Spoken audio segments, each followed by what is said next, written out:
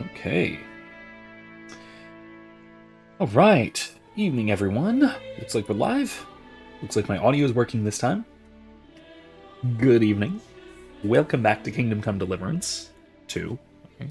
I'm Professor McCoy. Sorry I'm late tonight. We had a funeral to attend for a goldfish. I chuckle slightly, but it was a tragedy nonetheless. But my kid's most deeply affected. But we will fondly remember poor Snorkel. He didn't make it, but amen. Good evening, everyone. Not to worry, all will be well. Yeah, the kids are getting getting a little brush with death in a sort of healthy, controlled manner, which is good. Now, I'll say I've talked about this before too.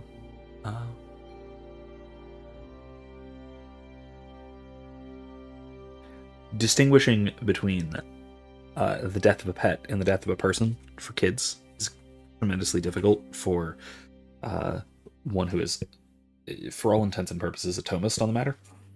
A Thomist on the matter of animal mortality. On which matter I will say on the matter of animal mortality. I will say that I take the Thomistic position to be most likely correct, that animals are naturally mortal. And so they do not survive the death of the body. Because the body is what they are, simply and exclusively. However, this is one of those cases where I strongly hope that I am incorrect. I really hope I'm wrong. No, I don't think I am. But I do hope, for the sake of my own and the kids' peace of mind, and for all of those who've lost treasured pets, because most of us have. I really hope I'm wrong. I hope that there is some sort of afterlife, immortality, some such, for brute animals, but I don't know. I don't think so. Now, I do hold to the very real possibility that God could supernaturally preserve or even resurrect dead animals, particularly those that were excuse me, that in life were meaningful to us, to people. So I think that is certainly a possibility. Now, we have no such promise, though, and that's the other thing. We have no promise of that. I believe in God, the Father But there is such a possibility. Speaking of, and in let me Jesus see if I can get Christ, Angel up here. His only Son, our Lord, who was conceived by the Holy Spirit and born of the Virgin Mary. He suffered under Pontius Pilate. You're just crucified, grooming yourself down here, died, just slightly out of my reach, and now, okay, now she's into leaving. hell. She's going back in the chair. Wow, On the rude. third day, he rose Rude cat. again. He ascended into heaven. Rude. I'm and is talking all seated at the sentimental right about hand of God you the and your Father kind. Almighty. Why aren't you coming up here? He will come again to judge the living and the dead. Anyway. I believe in the Holy Spirit, Anyway, the Holy Catholic Church, cat. the communion of saints, Bothersome the creature. forgiveness of sins, the resurrection of the body, and life everlasting. Amen. Amen. All right. Now, it is kind of the middle of the night, and so we probably can't get much done here. We'll get out of the rain, though. Yeah, there's probably not much we can get done at the moment, because it's raining in the middle of the night. And we really should be sleeping, like with most normal people, but oh well. In any case, I've got some side questy type things that I'd like to get done. before we move on to the next main quest. So, let's do some of it, shall we? Like I said, there is as you may have noticed, there is some kind of a quest over here. I'm not sure what it is exactly.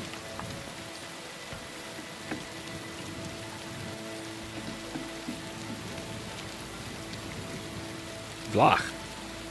Oh, it's this guy again. Of course it is. Right, never mind. I don't know why I'm not trespassing by just sort of walking into his bedroom in the middle of the night, but let's not do that, shall we?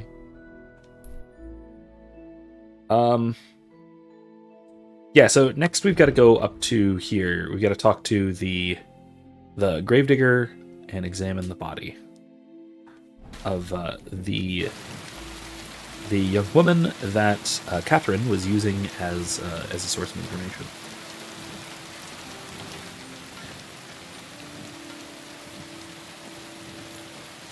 Essentially, we are dealing with the negative consequences of spycraft. Certainly a dangerous profession. Or at least occupation. I don't know if it qualifies as a profession. Certainly not for this girl. For Catherine, maybe.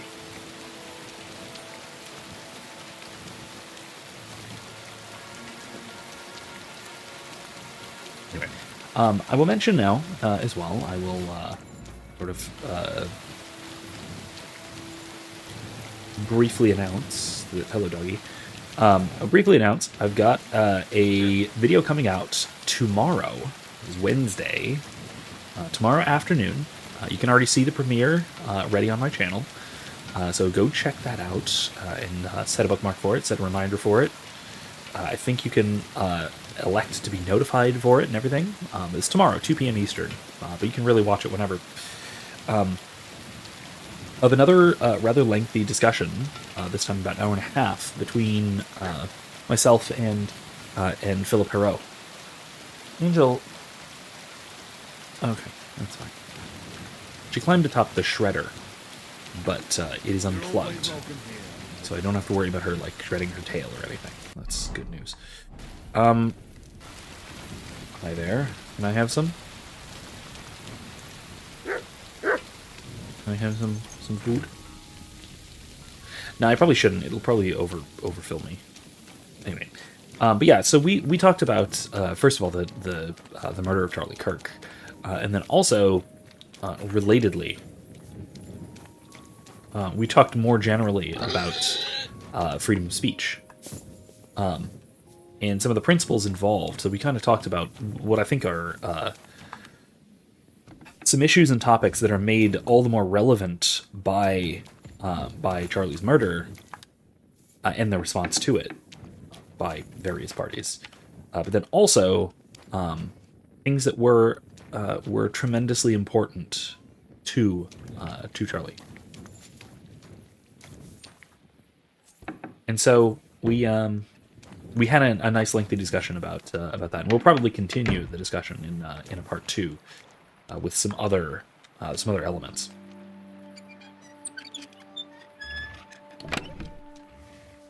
Nothing of interest? No.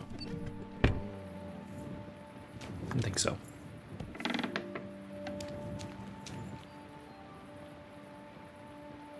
I could just wake him up and talk to him, or his wife. But I'll just wait. I'll wait for a few. What else there is? Let's see. You know, what are you doing back there? I may have to get up and let her out. And or kick her out. Angel. Meow at me. Meow at me. Come here. Please stand by.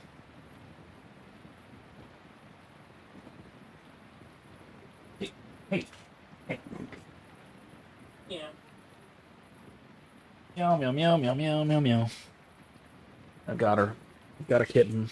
She's a kitten. And here she is. She's my little meowing little creature. Bothersome little creature. She's probably gonna leave now. She doesn't want to be here. Okay, fine. I'm just gonna let her out. Okay. Okay, okay. Come on. Say bye to the internet. Bye.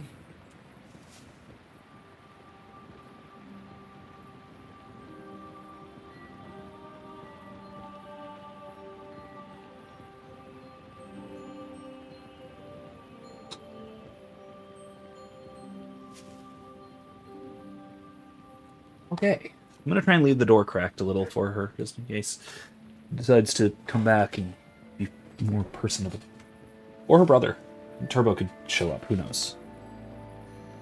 Maybe he'll be more friendly, more, you know, personable. Internet friendly.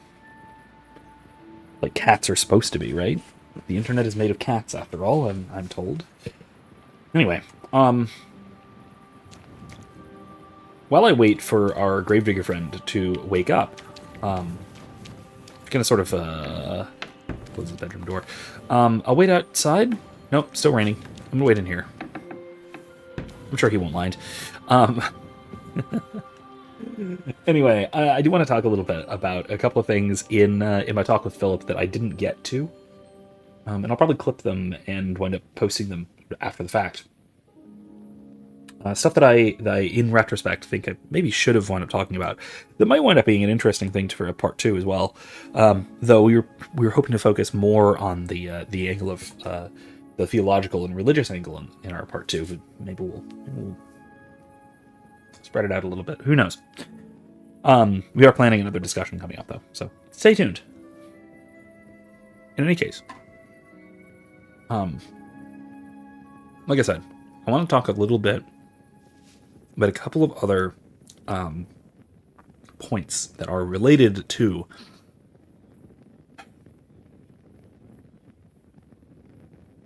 free speech, tolerance, violence, enforcement.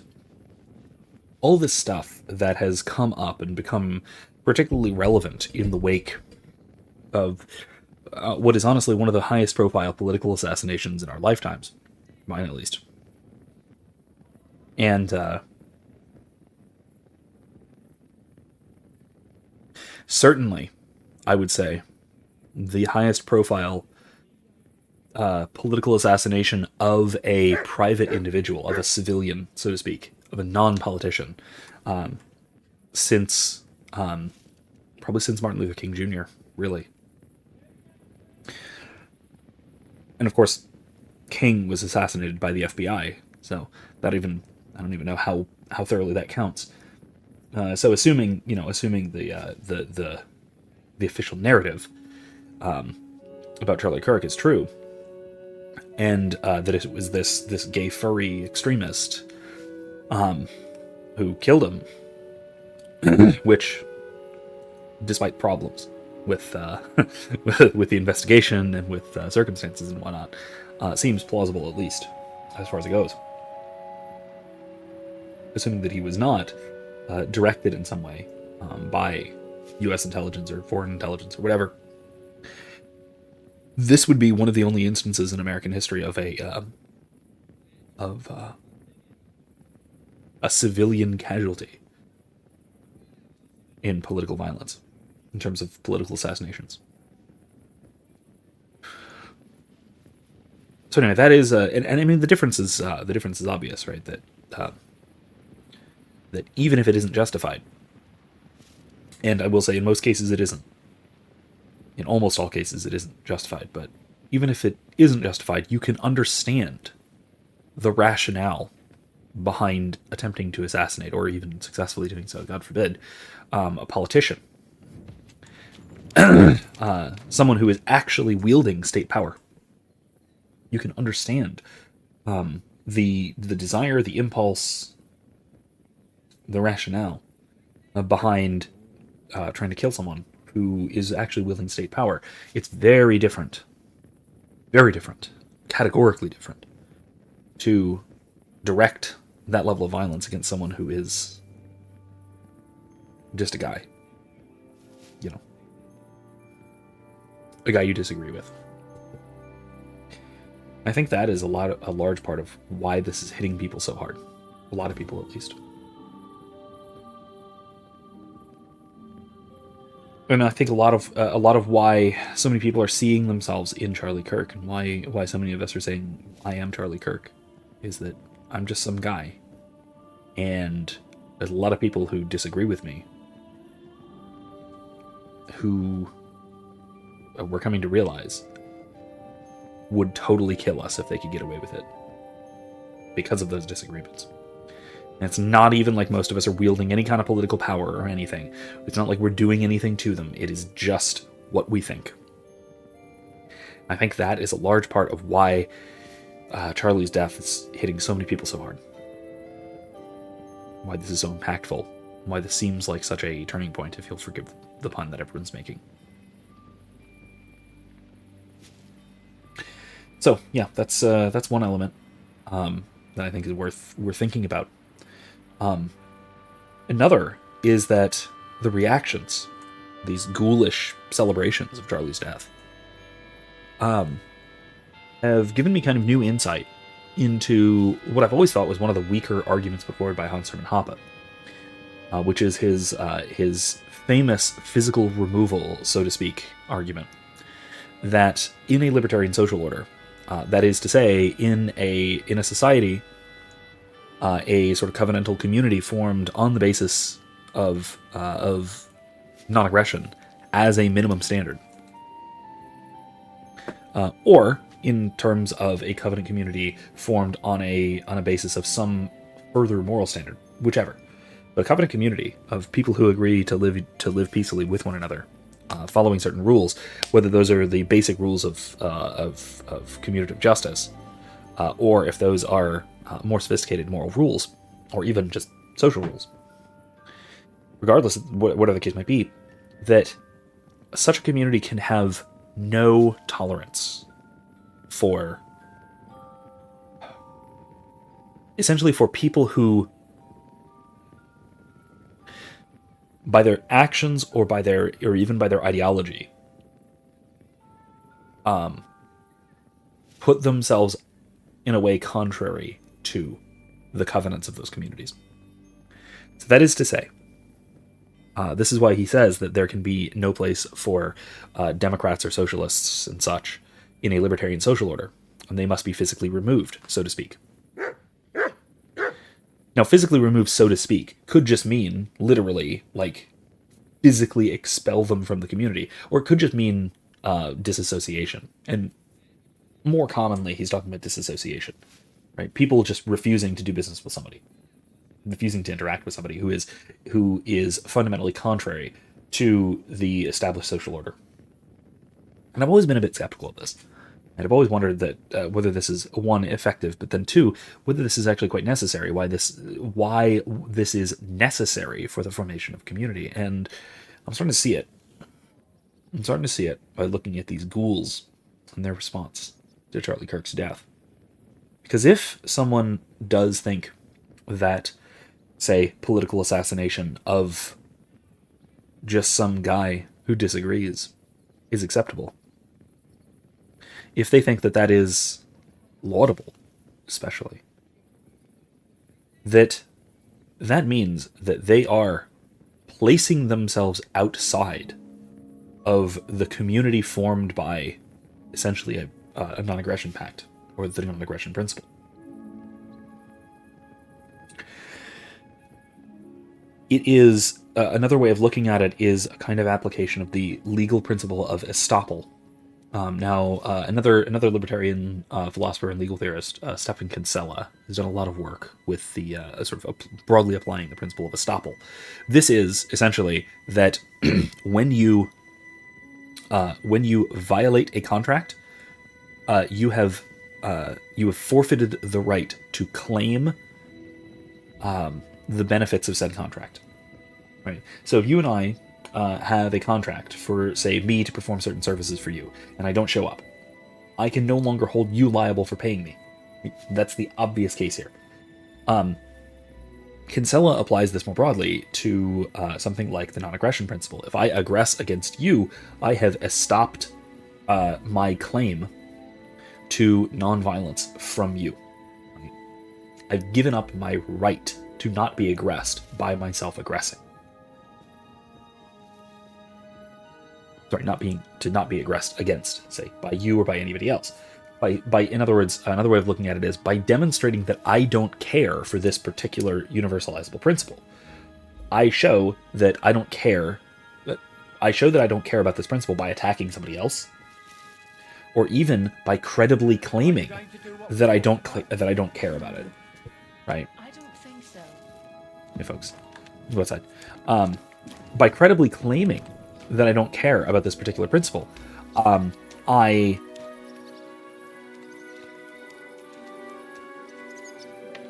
thereby further claim that I also don't care if someone else aggresses against me.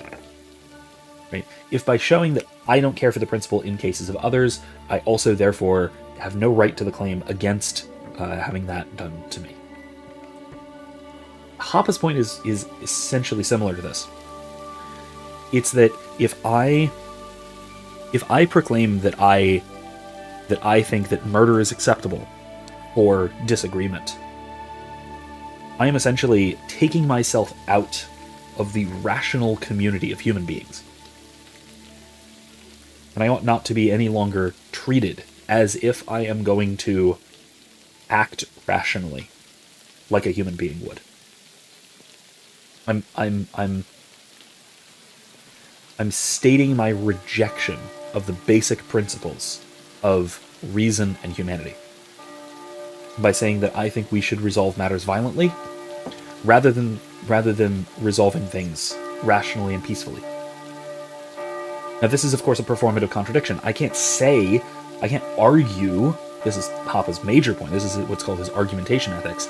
I cannot coherently argue that we should resolve things violently rather than rationally, because by making an argument, I am performatively saying that this particular dispute ought to be solved rationally through argumentation.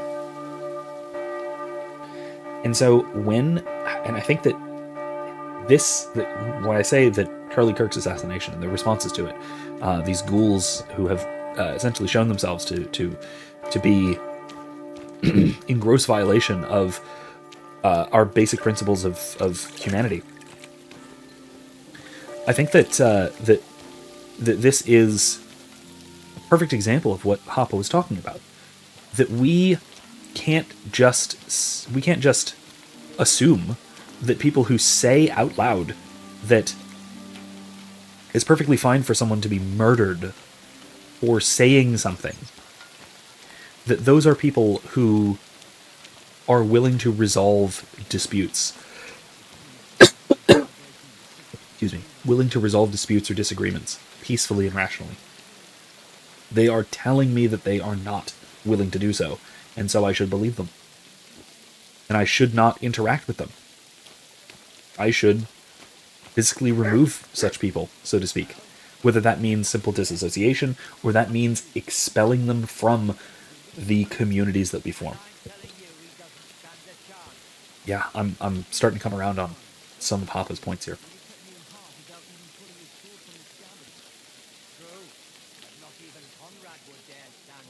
Anyway, I got another couple of things I wanted to talk about here too, but let's continue this quest first, shall we? A young fella, but they say no one stands a chance against him because he's Excuse in me league again. with the Still devil. a little under the weather, so Blessed forgive me. Virgin. Who is it? His name is... Bloody hell, what was it? Zdeněk? Zbyszek? Something starting with a Z. Well, I know both of They say those. he soaks his pricking rooster blood before every fight, that it gives him superhuman strength. We'll see about that. He does what? Good day to you. Ew. Gross. You must be the local gravedigger. That's right. They call me František. At least them that can speak do. Ha! Okay.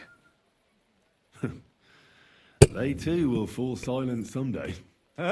True that. What can I do for you? I heard Gallows there was humor. a murder here recently. Some young girl. True. She's lying in the morgue. But who the hell are you? Another Gawker? Another? Why would anybody come to look at her? People ain't got no respect. As soon as news spread about what was done to her, folk are always turning up to have a gawk. So if you ain't one of them gawkers, you must be one of them other types. Well, no, you can't shave her. No, no thumb for a souvenir. What? I don't want to take anything. I need to find something out. Like what exactly? Who killed her? Why?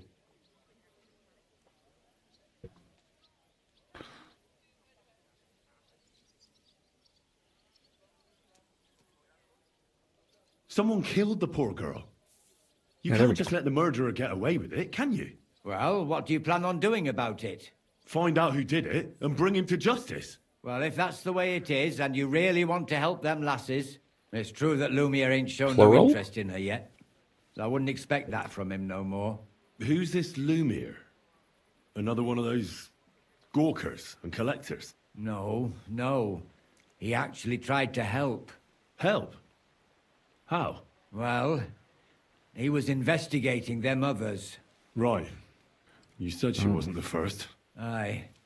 We had a couple of similar cases. Lumiere said they was all killed by the same murderer. And who is this Lumiere? Oh, so we He do have a used to work serial for the killer or local something. bailiff. I think he knew the first one what was killed. That was a long time ago. Do you remember how many girls were killed? You mean you don't know nothing about it? Here, even the sparrows are squawking about it. I haven't been in Kuttenberg very long. I see. There's been one every few weeks for the past year. Wow. Okay. Do you know where the last one got killed? I heard some talk about it when they brought her here. But what do you want to do there? Look for clues. Footprints, blood, anything. It did That just can pour help you. That's all worth a night. try. I heard she was killed by the town walls, close to the hole in the wall, a Oh, yeah. dodgy tavern in the Hoprink neighborhood. I know the place. Thanks. What's this Lumiere got to do with this? Well, like I told you, he used to work for the bailiff. I think he was a scribe. A scribe keeps records in the Black Chronicle, though I've never heard of one doing his own investigations. Well, the old bailiff wasn't all that interested in the common folk. But Lumiere, he was quite helpful. Folk heard about it and went to him with whatever was troubling them. I'd like to speak with Lumiere. Do you know where I can find him? At his home in Bohemia Street, that's near the church. You won't find him at the bailiff's no more. I don't know exactly why, though. Seems he had some quarrel with the bailiff. Interesting. Well, thank you. Thanks. You've been a big help. It's my pleasure, especially helping someone from the land of the living again. Actually, wait a mo. Speaking of the living, there's a girl what comes here and grieves over that dead maid. I think her name is Barbara. And do you know where I could find her? She said she Barbara. serves in one of the burgers' houses. So either there or in the morgue with that poor dead girl. Thanks again, Master Gravedigger. Okay. Care, sir. Okay, then. Alright, where's the morgue? In there? Can I get over here? No, I gotta go around. Alright. Alright, well, let's go check it out. Let's go examine the corpse. The remains.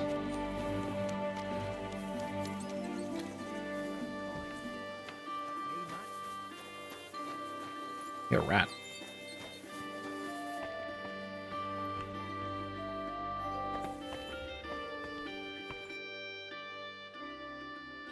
So, let's see what we have here. My God! Someone really did a number on her. Oh, they ripped open her entire belly. And they didn't stop there. There must have been buckets of blood. Jesus Christ. There's hardly any blood left in her. The place I found her must look like a slaughterhouse. I should go there and take a look. Okay. Her lips are bloody, but nothing more. Tongue still in place. But if he Good, at killed her least. for blabbing, I reckon he'd have cut out her tongue or something, wouldn't he? That's a good point. I think that this is a red herring. Or at least that her interaction with Catherine is a red herring. I do. I'm starting to think this is just a sort of sadistic serial killer, a Jack the Ripper type. These are more like chops than cuts. Somebody must have taken a sword to her. Knife wounds would be smaller, and an axe would have made a bigger Sword? mess. But it couldn't have been a long sword. That would have been clumsy. It was something shorter and nimbler. God, that madman cut off both her breasts and bits of flesh. But what did he do with it all afterwards? Did he really keep all the pieces? Nobody could be that sick, could they? So I'm looking for somebody with a smallish one-handed sword. Doesn't narrow it down much, but yeah. Again, this has got extreme sadistic serial killer red flags. Her face is a little bruised and cut, but nobody cut her there. But she has a dark ring around her neck. Was she strangled? The murderer must have had pretty strong hands, and her hair is all matted with blood and hacked off. I don't even know what colour it was.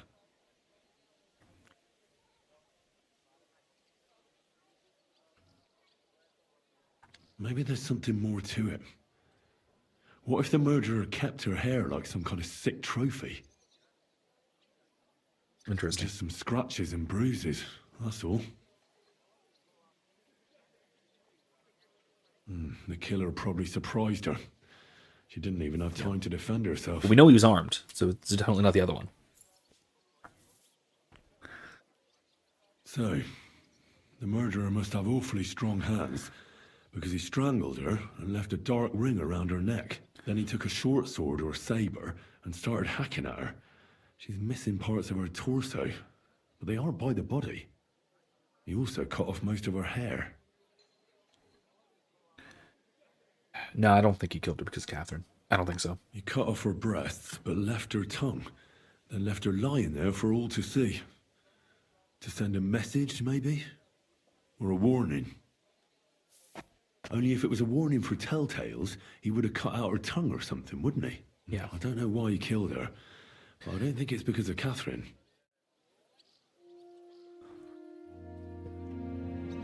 Was she a Lady of the Night? Bathhouse Wench? Excuse me. That seems like it might have inspired the well, this is me taking later, 19th century and later knowledge and applying it here, but that may have somewhat inspired the murder. I actually don't quite know how common this sort of thing was in this time. I feel like it was far less common than it became later. Lumiere? Oh, Okay, buddy. Christ, my head. Not so loud. I need to ask you something. I said not so loud. I have a splitting headache. That's some hangover. He's useless to me like this. I think I have some hair in willing the to dog. wait for him to sleep it off. I'll have to get him some kind of cure or potion. This should sober him up.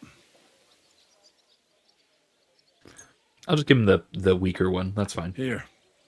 Drink up. Better? What? Who? What are you doing here? Who are you? My name is Henry. And what do you want from me? I'm trying to find out who killed a certain girl. And I was sent to you. To me? What for? Are you Lumiere from the rat house? The scribe? I used to be. Now I'm just Lumiere the madman. Well, you don't look crazy. Yeah. But I am. I see things in my head that aren't real. And then I point my finger at the wrong people. I'm the biggest madman in Kuttenberg. Not bad, huh? But I need your help. If I were you, lad, I'd leave it be. You can't help that girl anymore, anyway. You'll just end up hurting yourself. Come now, Lumiere. Poor girls. Nobody was all that interested in it, except for me. We let it be in the end. We let a monster walk among us. No way. You can't solve this yourself. Well, why don't you help me? So by the way, once again, I highly recommend nuts.com. I've got a link, a little non-affiliate, non-sponsored little link that'll get you a discount and me some store credit and some more, another giant bag of mochi from my wonderful wife who loves the things. So if you're looking for some yummy snacks coming up on Halloween, there you go. These are little cherry sours. I am so they're great. These are good. To be fair, they're not as good as the little mini mochis. Those are like the best thing they've got. Um, but I try not to eat too many of those. Because, like I said, my wife will eat them, a lot of them, constantly. Hey, Imsip, here's the cool part. You don't have to type in the website while at work or anywhere else. There's a link in the description. The kiddos do like them. The mochis, I'll tell you what, as soon as Erica has to hide the mochis when Gabriel is around, the littlest of them, he will immediately just start sprinting over as quick as he can and just desperate for the things. They like these too, little cherry sours. They're good. Also got some cashews. Not cashews. Shoot, what are these called? Pistachios, that's it. Sweet and spicy chipotle pistachios. These are good too. Nobody likes these but me though. They're a little too spicy for the kids. And Erica doesn't really like actual like nuts. The texture thing, I guess. You know. Or wait, maybe that's just in ice cream or something. Whatever. She doesn't really care for those.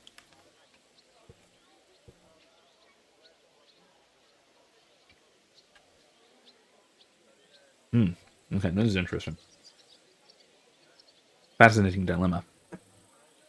Okay, so all three of these are noble goals, but they're very different. Pursuing a murderer for the sake of knowing the truth. Knowing the truth and not doing anything about it strikes me as a form of curiosity, the sin of curiosity. Simply desire to know something when rather than doing anything about that, it is more like the sin of curiosity than it is like a pursuit of knowledge or wisdom. Number 3, skipping 2 for the moment. So number 3, the dead deserve justice. Yes, to a degree, but also we have to be careful with that because that seems purely retributive. And if it's purely retributive, then it helps no one. And so that isn't actually a form of justice. Well, it sometimes gets called justice, but that actually does not like even the scales, so to speak, or anything. It doesn't actually help anyone. So if that's all, if we're just trying to get revenge, then we have to be careful calling that justice. Now to number 2, I think this is kind of the correct answer, right? This is justice. We are preventing other people from being killed by this murderer, and we are stopping him from doing more evil things, which is good for him and absolutely good for his victims. So I think that's very clearly the right answer in a case like this. This should be our motivation for solving crime. It should be stopping crime, not just solving it, not just finding out about it, and not just getting revenge for it. Imsip asks, is the church divinely instituted or man-made? Since Christ is both fully man and fully God. Since he is the founder of the church, is it therefore man-made? You could say that, but I think that it is... I think that it is specifically by his divine nature that he instituted the church. I don't have much to back that up, though. I could be a little bit wrong. But because it was through his divine nature that he orders the world, excuse me, and that he spirates the Holy Spirit, gives the Holy Spirit to his disciples. I think that it is, first and foremost, through Christ's divine nature that the church is instituted, rather than through his human nature. So I think that it's not quite proper to say that the church was man-made, even by the God Man. But maybe you can get away with saying that, but it might be a little bit improper. It might not be quite overly precisely correct. I'm not doing it for myself. I'm afraid he might kill one of my friends. A friend, eh? That's not good. Not good at all. I searched high and low. And what did I get out of it? Just mockery. What makes you think you can find out more than I did?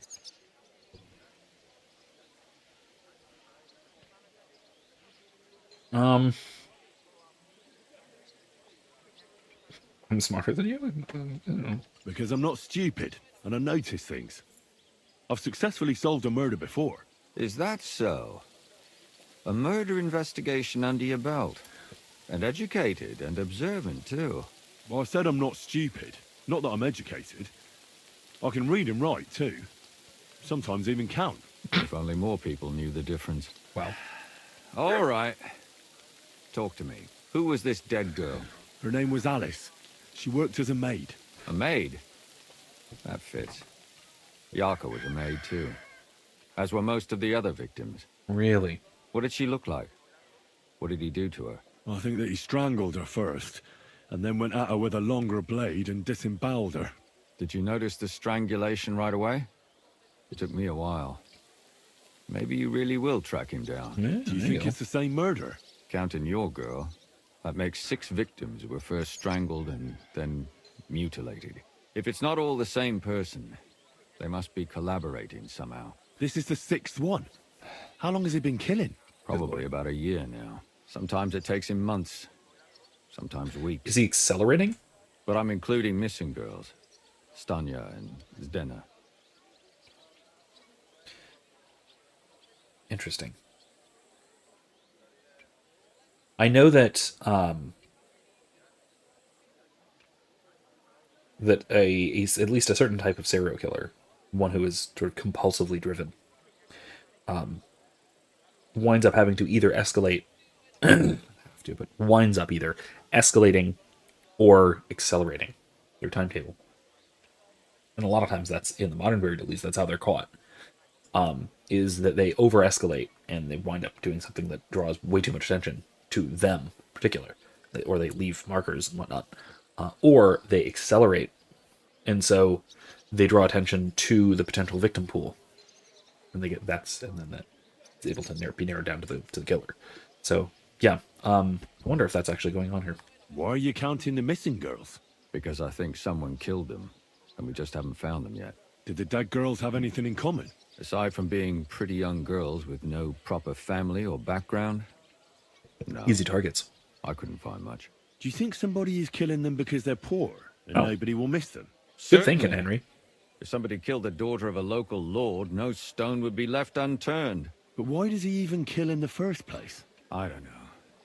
Maybe he hates women. Damn it. I feel like I'm going in circles and can't get out.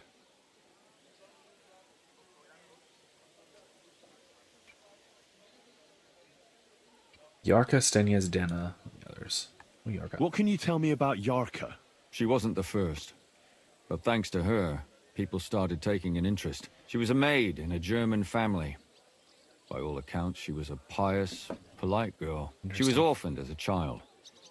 The priest from the Church of St. Peter and Paul, Father Prokop, raised her.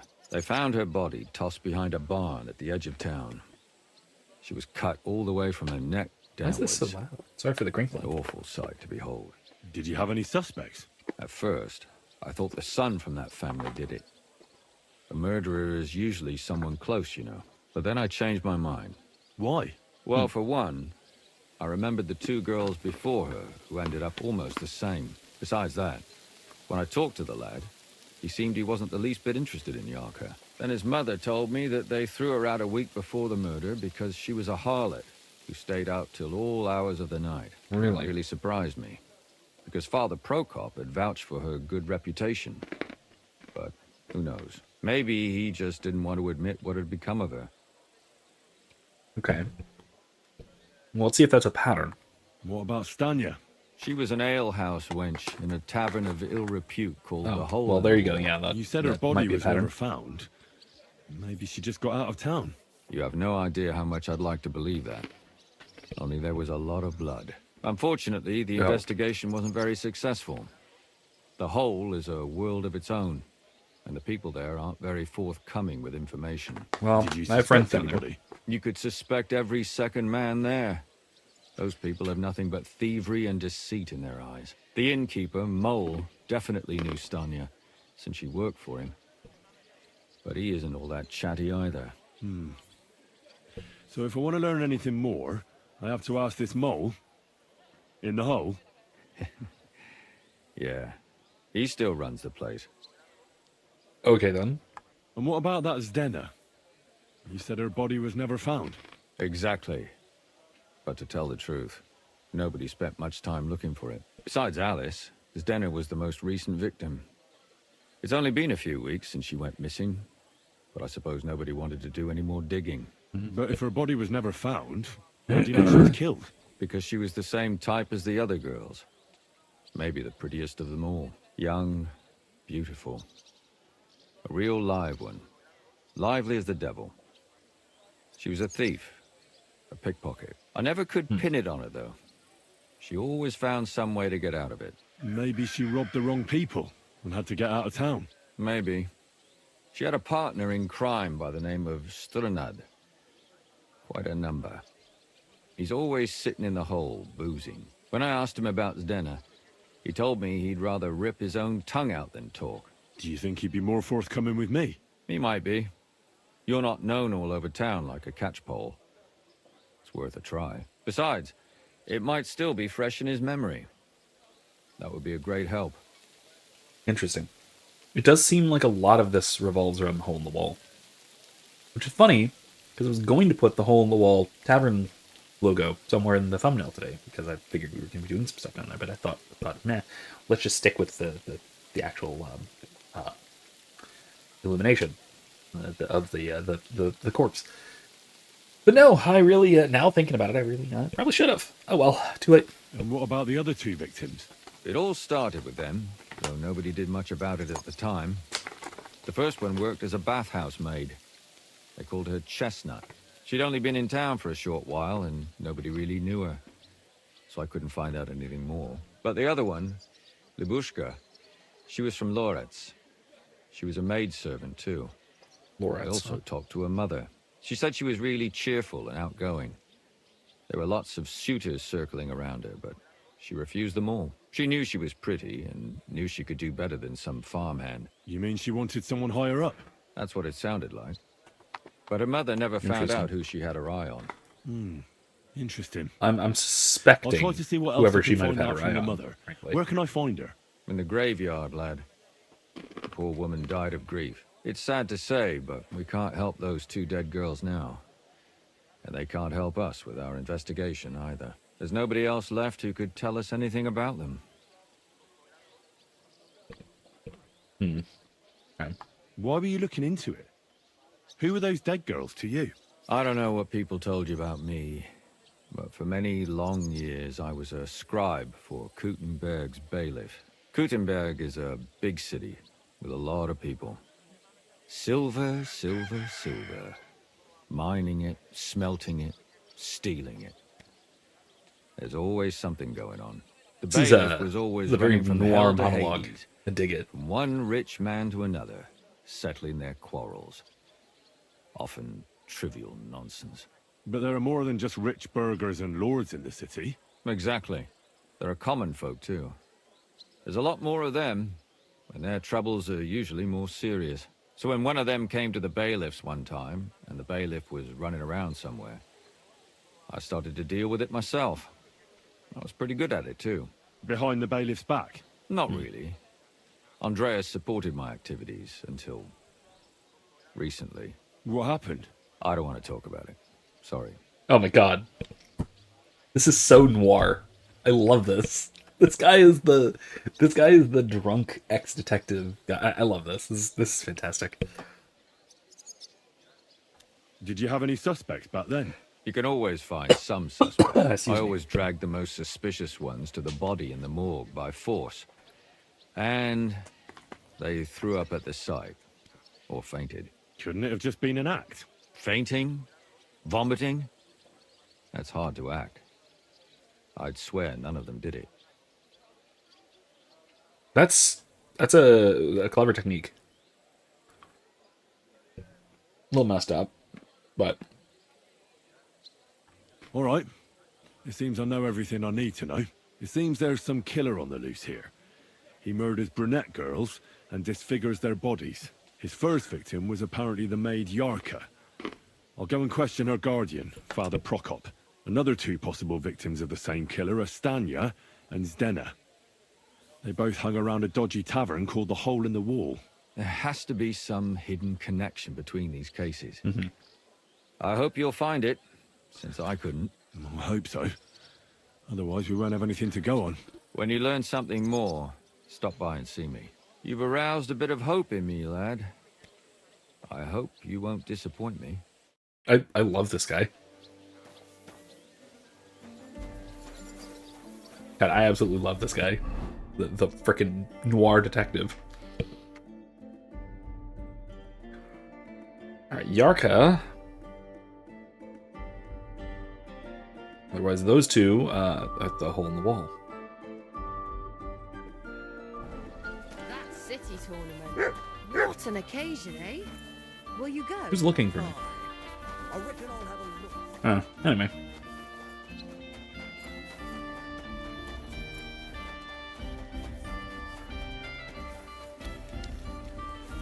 Where is it? H is what I'm looking for, right down there. All right. Well, while I walk through the city, I'll bring up the other thing that I was kind of wanting to talk about. So this is something else that I didn't really have a chance to say much about on on my discussion with Philip about the sort of situation in the wake of Charlie Kirk's death, and it's a particular libertarian way of looking at the matter, and especially a particular libertarian way of looking at free speech. And this came to my attention. What made me think of this was something that Dave Smith tweeted,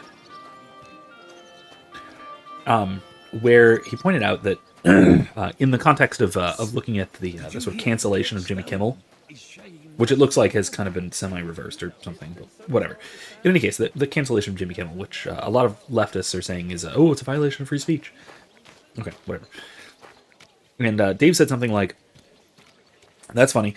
I thought the violation of free speech last week was the brutal murder of Charlie Kirk for saying something you didn't like.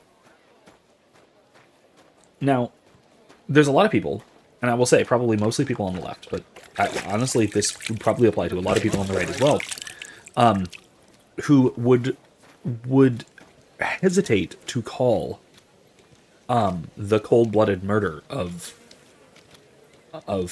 a private individual by a private individual, if that's in fact what happened. Excuse me. There's probably a lot of people who would hesitate to call that a violation of free speech. But I think that's because we draw the line, we, meaning people in today's society, we draw the line between state violence and non-state violence in the wrong spot. Right? There's so far been this kind of obsession, which is an important one, and something that I talked about with Philip, so stay tuned tomorrow to see what we had to say about this. But there's a distinction worth making between state action and non-state action when it comes to censorship. Right? If the state was involved with say, like jawboning the CEO of ABC, basically threatening FCC action because of what Jimmy Kimmel said, that's kind of a violation of free speech, at least probably. You can make a good argument that it is directly. Because it's state action, right? That is shutting down what somebody is saying. Again, talking about Dave Smith, he made an argument kind of to the contrary, but set that aside. Interesting discussion, which maybe we can bring up, but not for the moment, not for right now. Always welcome here, noble sir. The point is that yes, we do have to kind of delineate between state action and non-state action in that case, but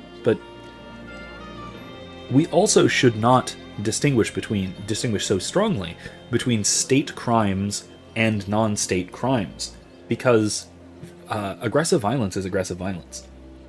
This goes to Augustine's point, right, that what are kingdoms but grand robberies?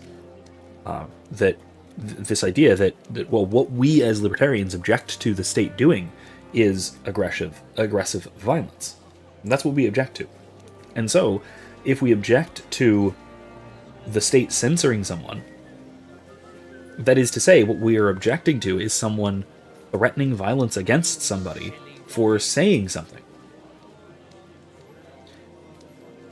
That's precisely the same thing as a private citizen, some guy, presumably this Robinson gay furry character,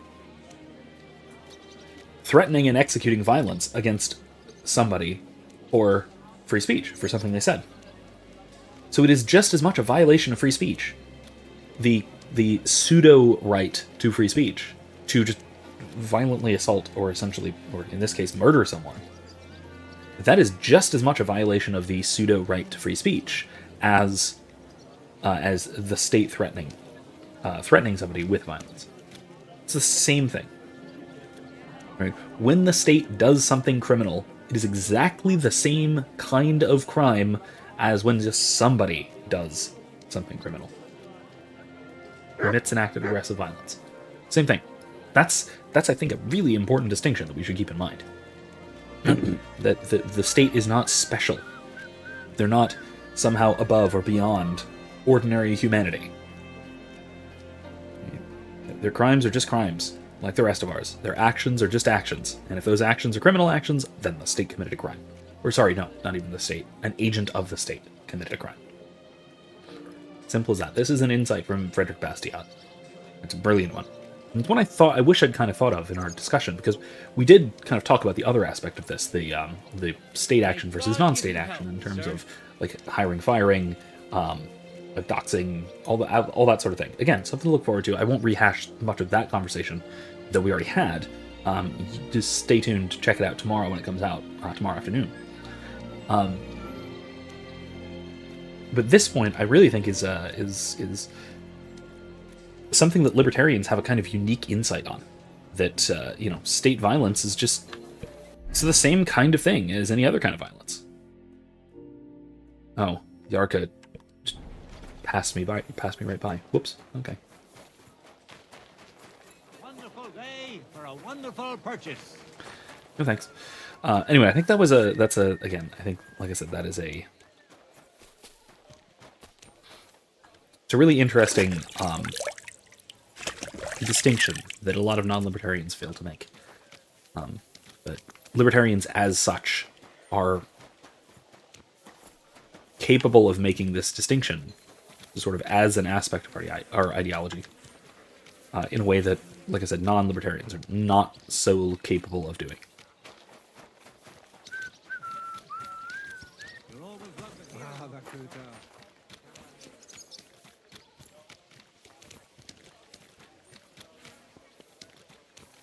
Hey, pig.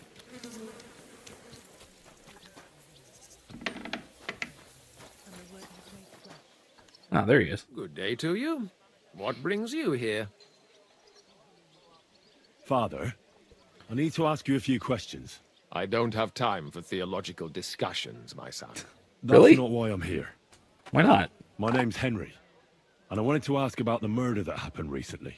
Someone killed and gutted a young maidservant and left her body lying by the city walls. And I hear it's not the first time this has happened. Another one murdered. May the Lord grant her eternal rest. Why is it you ask?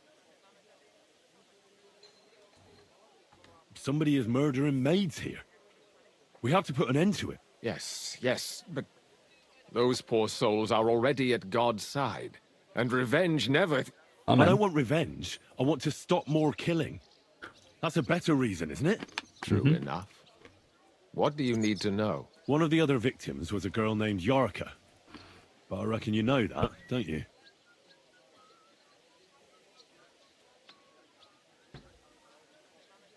Okay, my chief theory at the moment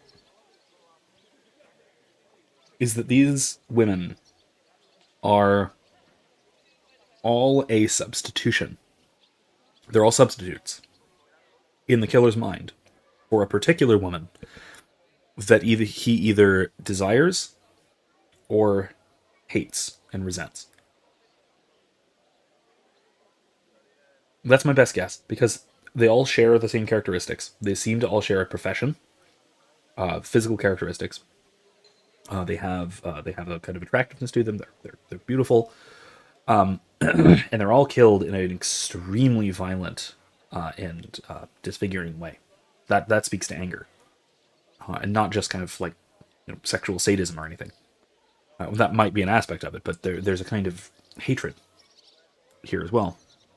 And if they all have something in common like this, and it's not something that would itself be resented, like he's punishing them for whoring or whatever, which is one of the chief theories for Jack the Ripper. If if she is a kind of psychological replacement, if these women are psychological replacements for someone in this guy's life that he hates or resents, or desires, perhaps, and can't have, say. Yeah, that is, I think, my chief theory, which that means that therefore I would have to find... Well, one way of solving this case then would be to find who these women represent.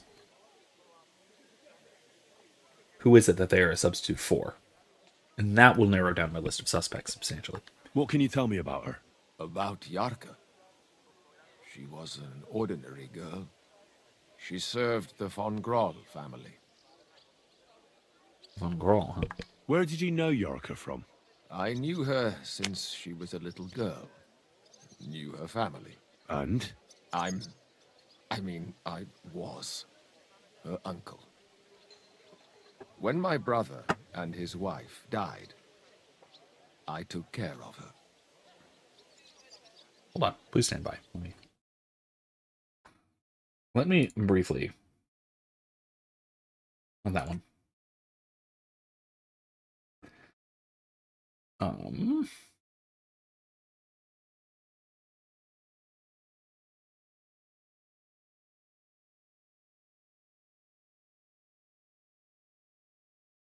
Try that. I'm messing around with the my noise gate. See if I can stop the... That looks much better.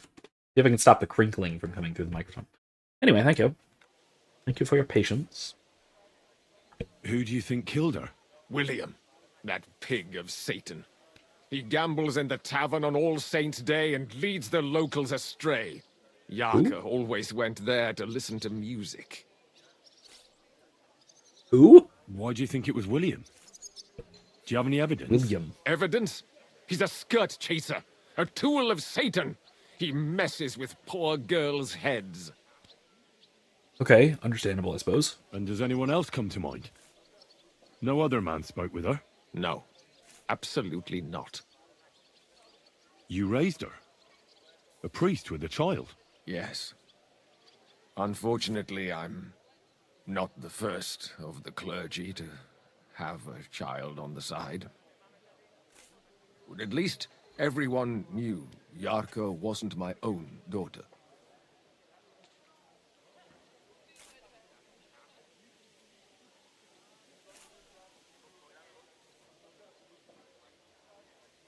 No offense, but how did you know what to do? Without a wife, without a family? I would have been lost. I was a bit, when she was smaller, it was fine, but when she grew up a bit, maybe I was too hard on her. Why do you think you were too hard on her? Yarko was an orphan, with no family and no possessions. Her only chance of a good life was a good upbringing. And then, a husband. But the more I led her in that direction, the more she resisted me. Why? How did she rebel against you? She wouldn't listen. She ran away. She ran around with all sorts. And how did it turn out? She died. And in sin. Such a disgrace. Oh, man. Disgrace? What the devil are you talking about? She was pregnant. Even if she had lived, what then? Nobody would want to marry her anymore. Interesting. How does that even work? Did you have her with you at the presbytery? When she was small, I could. But when she grew up, she had to go. It wouldn't look right. You're well off, though. Couldn't you provide for her? I couldn't. Even if she had been my very own. More so, since she was my brother's. But how come? The church's property always remains the church's. They keep a close eye on that. Mm-hmm. I mean, that is a primary reason for the discipline of priestly celibacy, is to prevent the church's property from being inherited. Pretty reasonable, honestly. Although I will say, in a case like this, maybe you can find exceptions to it, but if you start granting exceptions, it starts to become the new rule, and that's not good. Why don't you respect Lumiere? That's my business. You needn't concern yourself about that. I won't tell you anything. Okay. Come now, Father. I'm not just asking out of curiosity. This is about all the dead girls. Isn't it written in Scripture? Speak up for those who have no voice. A layman quotes the Bible to me. Fine. Lumiere accused me of her murder. What? Yes. He slandered me in public. And how... What happened then? It turned out he was deranged. How could he even think such a thing? He's finished in Kuttenberg. I've heard enough, Father. I'll be going. Son, I'll give you some good advice. Don't listen to Lumiere. That man has gone completely mad. Interesting.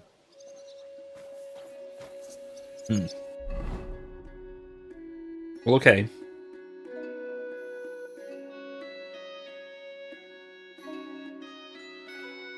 He did absolutely seem deeply resentful in a lot of ways, but also, I mean, let's be realistic. He had reason to be angry, sad, mournful, all that. I mean, it was, I think, largely reasonable.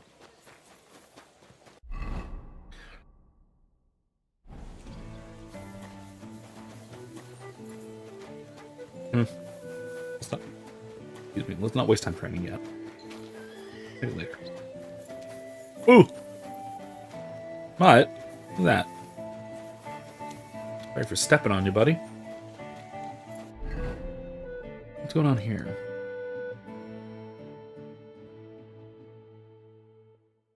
Zdena Stanya. Now let's see about Zdena. Let's check on her first. Her partner in crime first.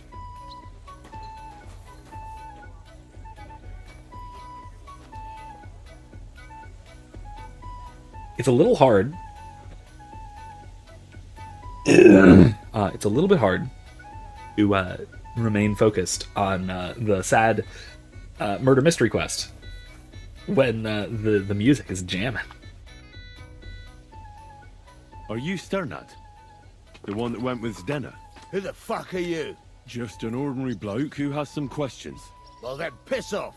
You won't get any answers here. All you're gonna get here is a kick in the teeth.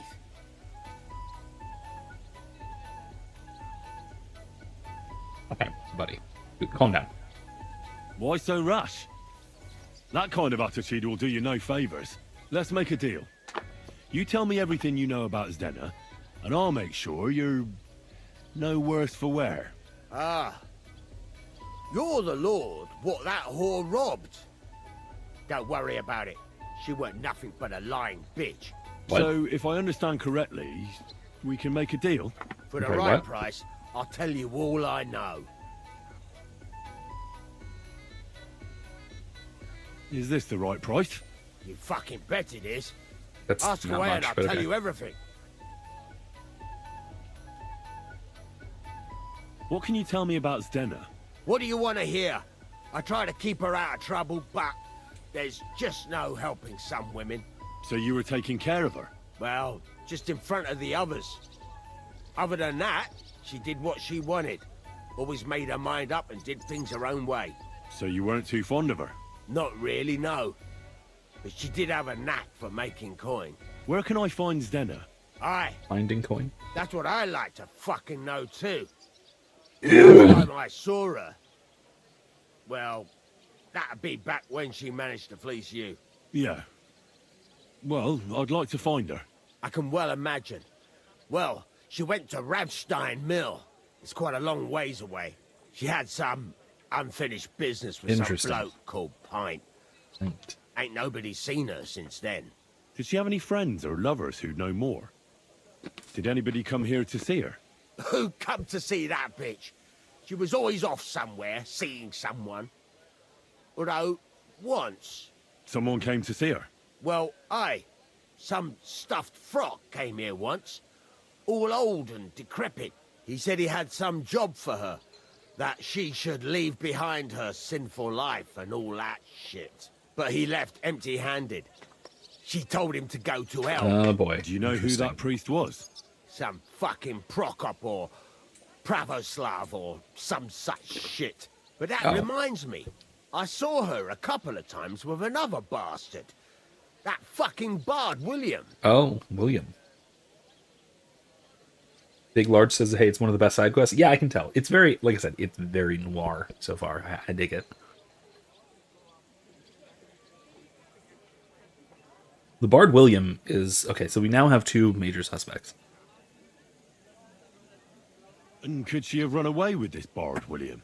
With that lily-livered fop, well, he ain't been seen in town for some time, but I think someone was out to get him. He still don't come here no more. He plucks that loot of his in the miners' tavern. The wee shit. What do you know about this priest? Not much. Seems they knew each other from before. And he had some job for her somewhere. Serving as a maid or something. But she weren't stupid. She told him to fuck right off. And did he go? Aye, indeed. He didn't look like the kind of fella that had knocked some sense into a woman. Maid. Huh? I think he just told her if she changed her mind to come and see him. Or some shit like that. And could she have changed her mind and gone to him? And that's why nobody's seen her? No, no. She took off. I'm sure about that. I've heard enough. Okay. So...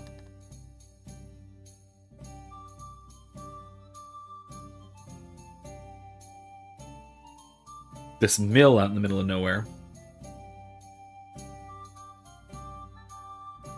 Near Lota. Alright, well, I can do that. But first, actually, is there another thing to talk to Prokop? I feel like I should talk to Prokop.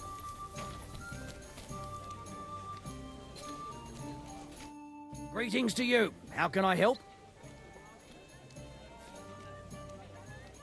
Did Estanya work here? Stanya.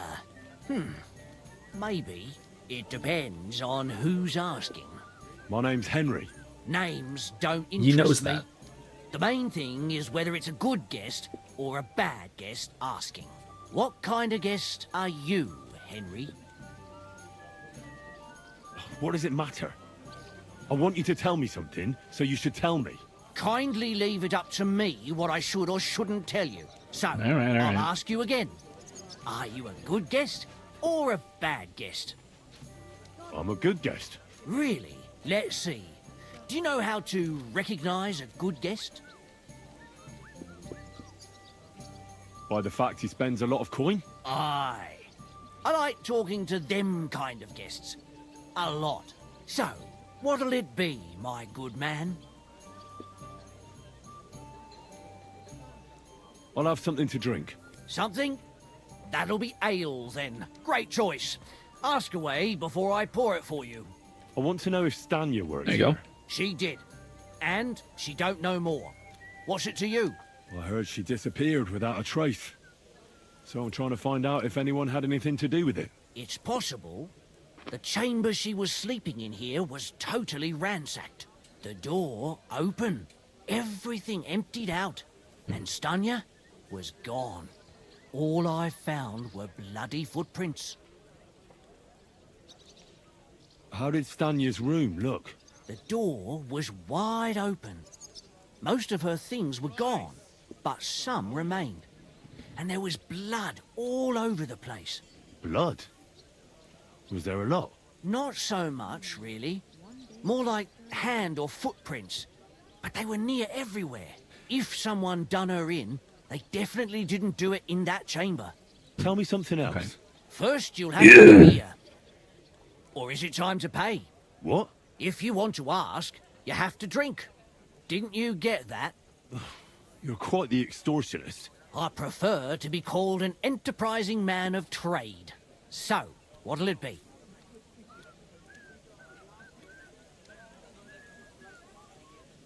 Sure. You know what? Here. Just, I'm getting tired of this.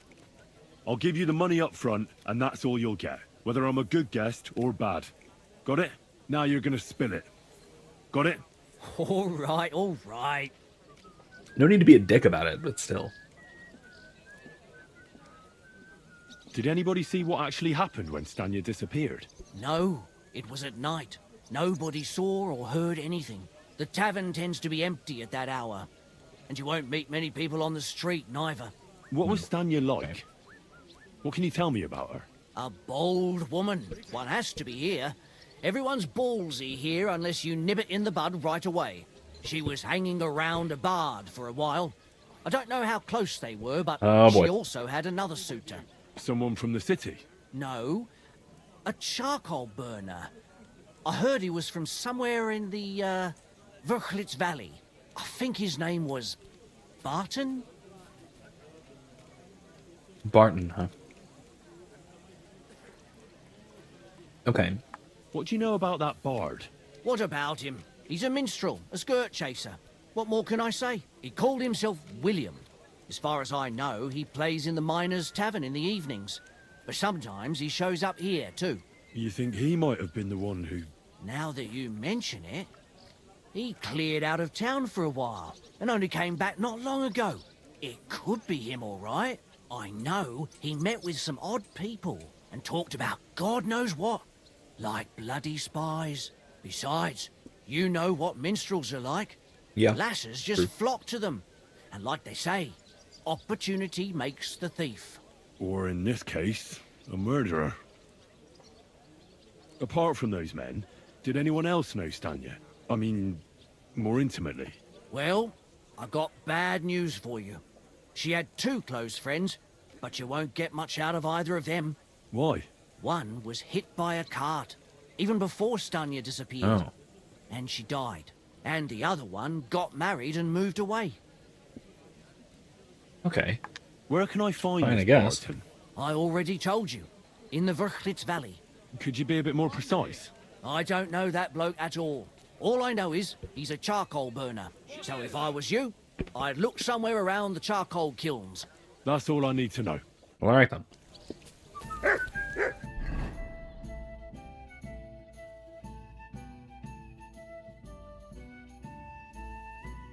Okay, I can go talk to William. Absolutely should. And then I'll head south. Head down to the charcoal burners down there.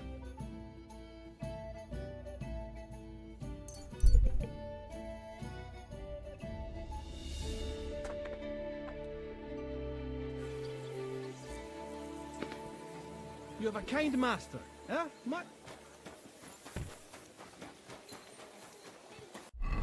Hold on. Okay. The Miners' Tavern, huh? Let's see. No. Swords are fine.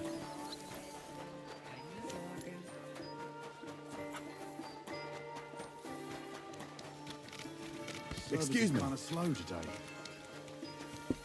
I'll have a jug of wine. Hey there, It's William, buddy. right? I need to talk to you. What is it? Do we know each other? Do I owe you money? You look My way name's less Henry, debonair than I was and expecting. No, we don't know each other, and you don't owe me money. But we do have something in common. We have a lot of mutual friends. What?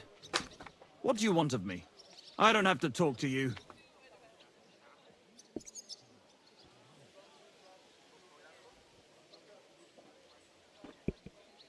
You don't need to. I can go and chat with the guards instead. Tell them you're the one hurting those girls. What? I don't have anything to do with any girls. Really? You, a notorious skirt chaser, do you think anyone will believe you? I just got back to the city. I don't know what you're trying to pin on me, but whatever it is, I didn't do it. But everyone remembers you. You better spit it out before someone points the finger at you. Come on. All right, then. Ask away. I mean, you were here before. A girl dies. You run away. Leave town. Come back. Right around when you come back, another girl dies. Come on now. Did you know Alice? I know a lot of Alice's. You have to be more specific. The one they found dead somewhere below the town walls. Oh, her. I didn't know her, but I heard about it. I heard she used to go to dances. Yeah, and? I'm not the only musician in the city. I really didn't know her. Sting? And did you ever meet Yarka? It was a long time ago, but I heard she used to It hang wasn't that around long you. ago. It was less than a year. And Father Prokop didn't like it. Oh, that one. Aye, she was very keen on my company for a while, but then she stopped coming. Because somebody killed her. I know what happened was a tragedy, but it wasn't my fault. She stopped talking to me long before that. Honest. Long before, huh? How long? And did you know she was pregnant? What? Yarka was... That's horrible. Who would kill a pregnant woman? That's what I'd like to find out. What about the unwilling father-to-be? It wouldn't happen to be yours, would it? What? Mine? I never even got under her skirt. We just flirted a bit, and then she stopped coming by. Really? Okay. And can you tell me anything else about it? I don't know anything. It was a long time ago. You said so yourself. It was a few months. What the hell? Okay. What about Stenya? And I hear you knew Stanya, Which one do you mean?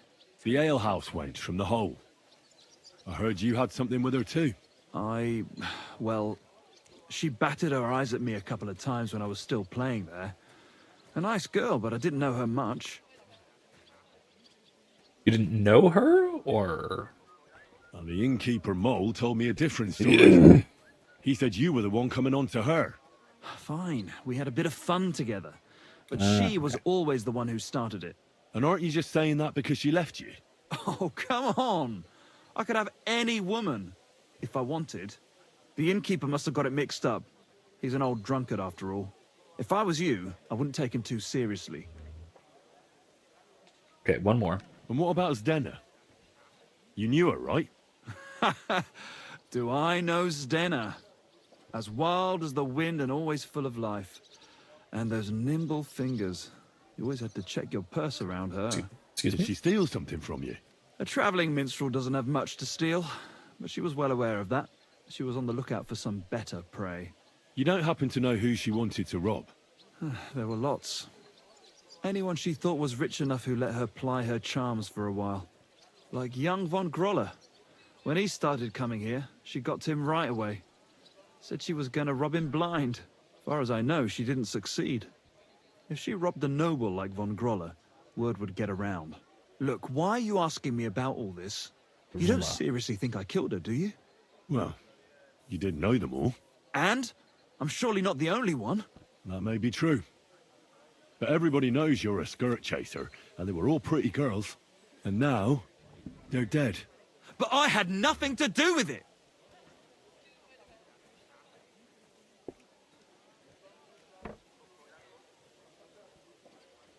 Von Grolla. Where did I hear that name before? Shoot. I'm trying to think of how I know that name. The do.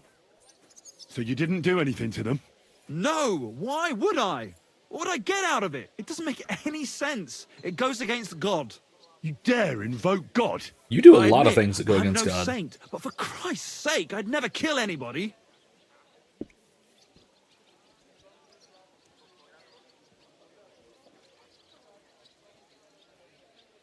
He doesn't. Gut says no. Gut says no. Especially because, okay, there's no connection.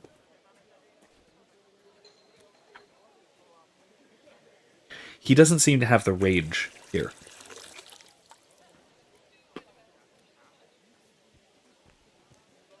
They also, like, okay, my substitute theory, my psychological sort of projection theory, doesn't seem to fit with him. I don't think.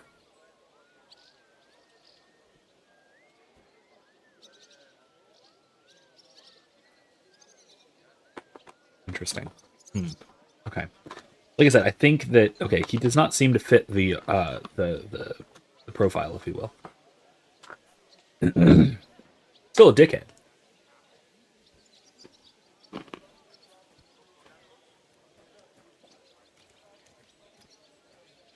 Probably not a murderer, but all right. Impotent says, okay. Excuse me. When the priest is acting in persona Christi, does that also include other rites such as the rite of exorcism? When a priest performs an exorcism, is it Christ casting the devil out through the priest? I don't know enough about the rite of exorcism to say for sure. So, big grain of salt here. I might be wrong. But I believe the priest is calling upon Christ rather than acting in the person of Christ in non-sacramental purposes. Because exorcism is not a sacrament. So unless it is, I don't believe the priest is acting in persona Christi. I believe that is specifically reserved for the seven sacraments. And so unless the exorcism is, say, part of the rite of baptism, which it can be, maybe done in association with confession or anointing, which I think it can be, not sure. Hat. Scratching my chair. Then I don't believe he is acting in persona Christi in that case. I think it would just be that he is calling upon Christ to aid the one who is possessed and to cast out the demon. So it's still Christ doing it, but it's not doing it through the priest in the same way that he is say when he is saying mass, right? Or when he is forgiving sins. Angel. Good. I believe you. But if any clue leads me back here to you, I won't give you a second chance. You won't hear about me again, I swear to God. I hope that's correct.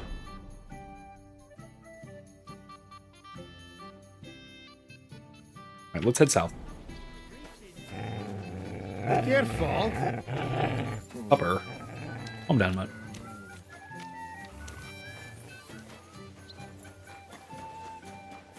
Alright. Let's head out the south gate here. That's not a gate. Okay. Gate's down this way.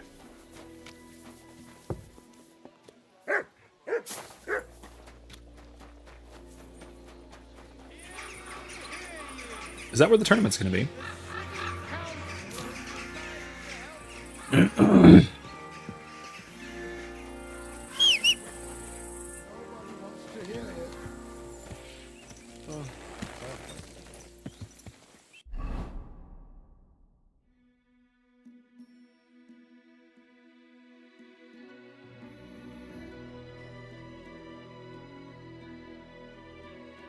Wait, what would you add human on the end? Oh, to the dog. Mutt dog, I think. I assume it's me. Oh, sorry. In my headcanon, every cat speaks fluent Spanish and is constantly saying "déjame." Déjame, human.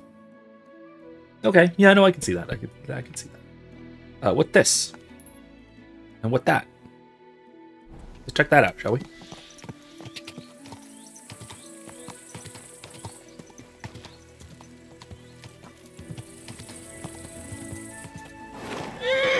Oops, sorry, Pebbles. You're okay.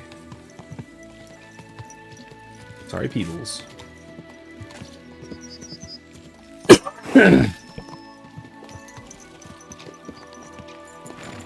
Up there. Me eating the nuts makes you want to get raisin and nut trail mix. Yeah, alright. I know that nuts.com has trail mix, so click my link below and I will get I'll get some store credit. I always like store credit. Oh, it's Vlach. Okay.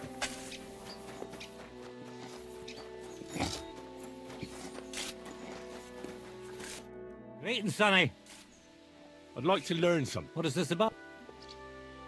Ooh. Let's go with stealth. I need some tips on how to stay hidden. I don't need to spend Fine. 5,000 groschen But right it'll now. take some time. Pretty good for marksmanship, but no. I've got a bad feeling. Now that is something for me to actually spend some money on, finally. I'm sorry. No, that's okay. You're good.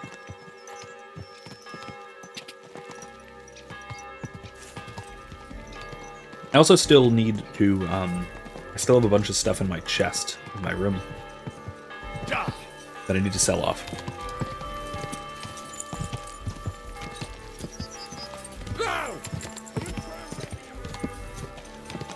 You'll have to excuse me. I'm running you down horribly.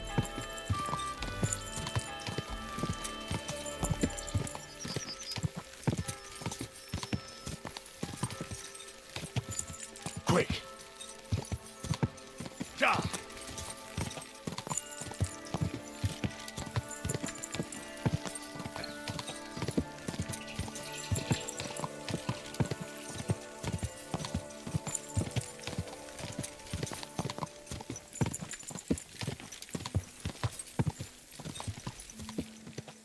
Sorry if the nuts are distracting.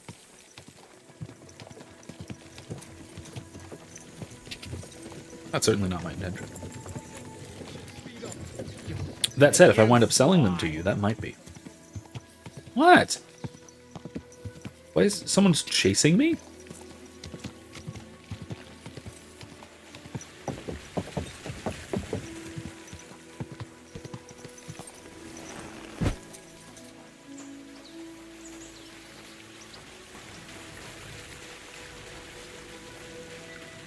Did I really disturb the caravan that badly? Weird. Okay. Whatever. Ah, here are the charcoal burners. Okay.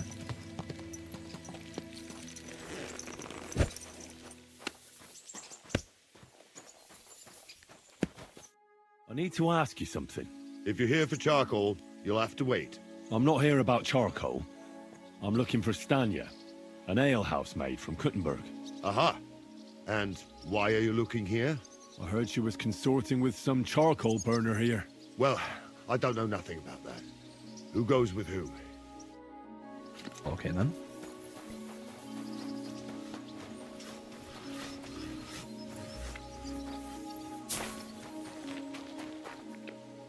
Not just shooting across here like an arrow.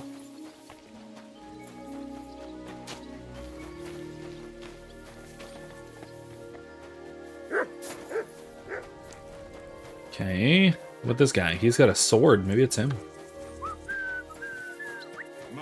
He has no name. Likewise, no name. They don't have a name.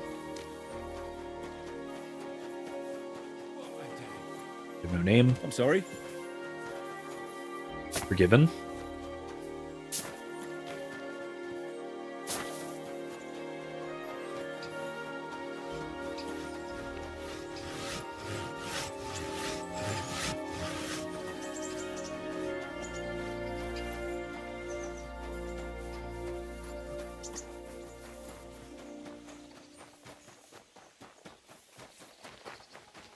Okay.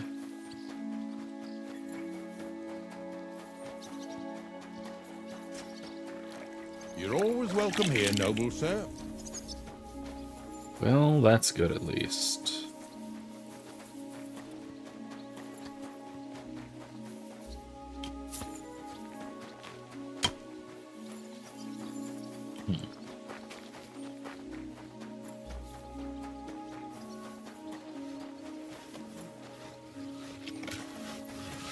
Barton! There you are, Baldy. I'm looking for someone named Stanya. You're in a charcoal camp, fella.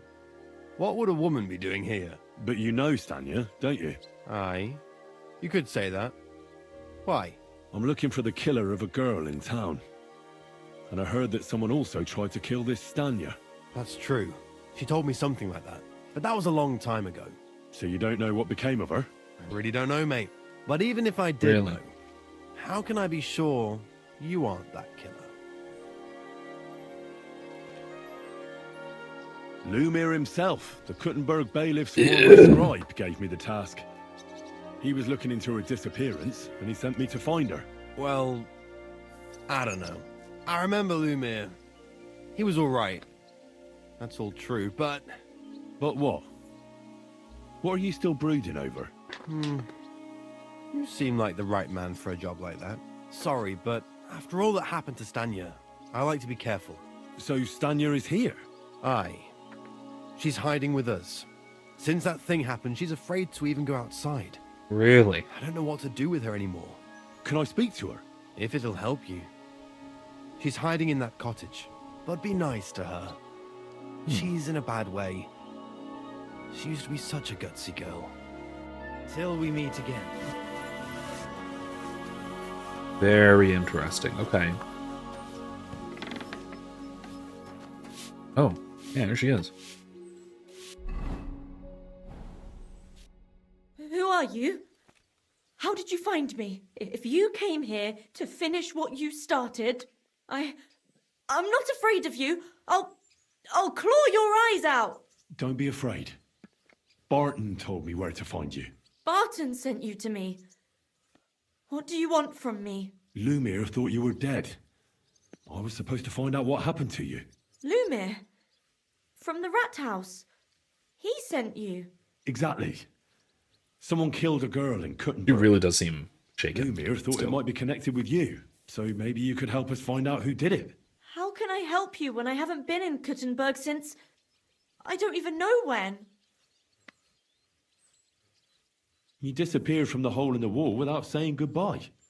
Without a word. What happened? Someone attacked me when I was coming home from the baths one night. I managed to get away, but I was so afraid. I decided to run away from Kuttenberg. Did you see who it was? Not at all. I didn't see anything until he jumped out of the shadows and grabbed me around the neck. And he was terribly strong. I nearly blacked out right away. And how did you manage to break free? I had an empty pitcher in my hand, and I hit him with it. He howled and let me go, and I ran away. Here? To the charcoal burners? No, first to my room in the hole. But I was so scared there. I took what I could and ran. Here, to Barton. And your lover? What did he say? At first he was horrified, because I had cut myself on a shard from the pitcher and was all bloody. He's been hiding me here since then. Interesting. What was it like working in the hole? Well, I earned a few groschen, that I did. But I often had to grit my teeth. How so? Every single day I had to put up with their lewd remarks. Rich or poor, everyone wants to grope a girl. People, well, us girls have to watch out. We can't just put up with it. And sometimes we have to be tough, especially in a place like the hole. But Yeah. you can't overdo it Yeah, either. you can say that again. That's no good. How so? Because if you smile at them nicely, then sometimes they leave a groschen, or even two. You have to keep a balance. To look friendly, but unavailable. Okay, that makes sense. You said that rich or poor, they all like to grope girls. Like who? William. Truth be told, the hole isn't exactly a good place for a rich man, but young von Groll used to go there for a while. Is that so? Did he talk to you? He smiled at me a lot, so I smiled back. But beyond a few groschen, there was nothing more to it. Then this thieving wench started hanging around him and... Oh, it doesn't matter. But that servant of his didn't like it, tried to drive her away, and so the young lord stopped bringing him with him. Von Groller had a servant with him? Aye, a pudgy fella, well-dressed, but had a mean face. He never said a word or smiled, or even said thank you. Okay. Two possibilities here. Two new possibilities arise. One tracks my previous theory. I'm curious to see if Von Grolla has a brunette servant who he cannot have or kill. Unless, of course, I forget, was Alice Von Grolla's servant? In which case, we have another commonality. But even if not, this servant of his, or maid, I should say, not servant. This servant of his, this manservant of Von Grolla's. There's also now the possibility that he's killing these women, keep them away from his lord, and probably because he resents them for drawing his lord's attention. I'm not sure why. Maybe out of responsibility, maybe out of jealousy, maybe out of any sort of things, any manner of things. But or even just out of disgust that a highborn lord of his would be attracted to these lowborn women. Maybe. Again, speculating. But that does there's motive there. There's certainly opportunity if he's the servant of a lord, and means he may have a sword. I suppose lots of people might have a sword. Strong grip, small pudgy man though. Seems like he might be distinctive.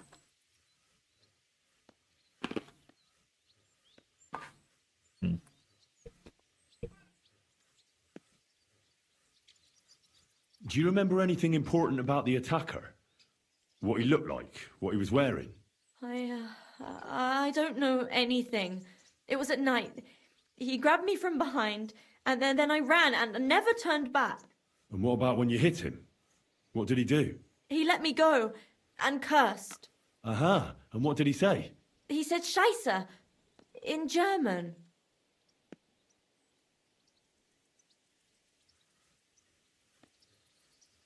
In German?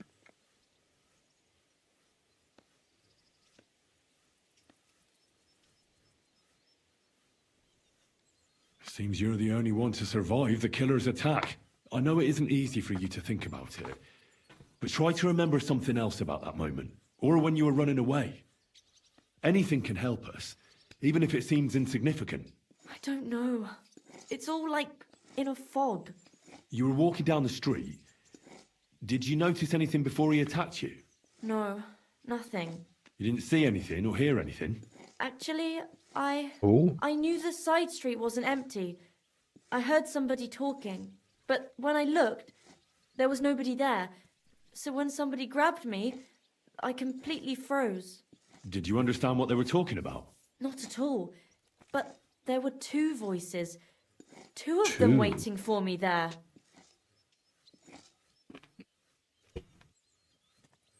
It's difficult, I understand. But I need you to think hard one more time. Aside from those voices and the empty street, Von Grolla and his what servant? else do you remember? I didn't hear him at all. And then he grabbed me. And nothing else? Did he grab your hair? Well, no. He grabbed me by the throat right away and squeezed. Just for a moment. But I still had a big bruise round my neck for weeks. Barton said the man must have had a terribly strong grip. Like a miner or swordsman. Okay. Why would it be mole?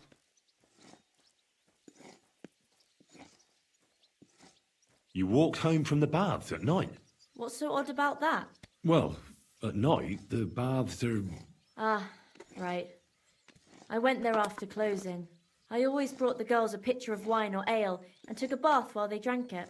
Ah. So that's why you had the empty pitcher you hit him with? Right. I went there regularly. Every week. The same way Nice every deal. time? Aye, always the same way. The shortest one. I didn't want to stay out too long at night. And who knew that you went by yourself to the baths? Well, everyone from the tavern, I reckon. I didn't hide it.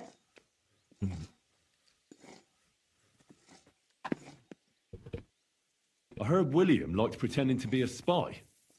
Do you know anything about that? Aye, I thought it pretty silly. A stupid trick to make himself seem more interesting. Though, I reckon he's more likely to attract an ass-kicking than a woman. Why didn't you go back to the hole? Just to get murdered there?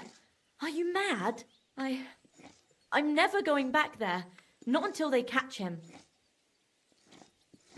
How are you now? I'm still awful scared.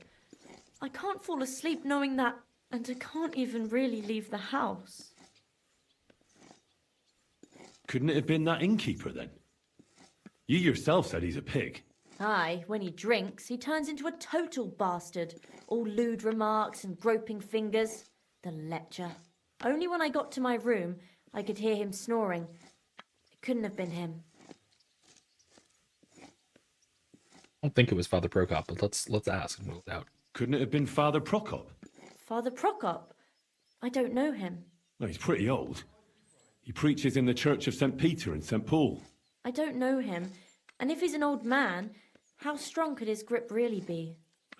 I reckon that'll be all. I'm sorry I'm not able to help you more. No, you don't need to apologise. Thank you. Could I ask you for a favour? That is a tremendous help, power. When you catch that bastard, would you please let me know? So I can finally stop being afraid. I'll stop by if I can. God be with you, sir. Can I help you? Yeah, no, you just did. Thank you. You did tremendously. Thank you. Thank you very much. Boo. Let's go. Wow, this is going to be quite a trek, huh?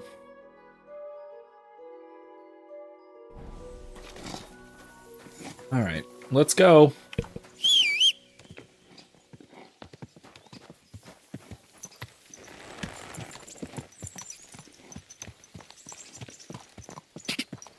Go.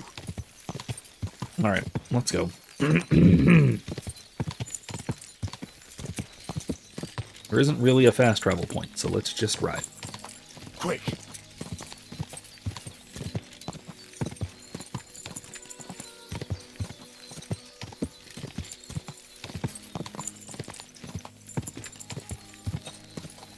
Go.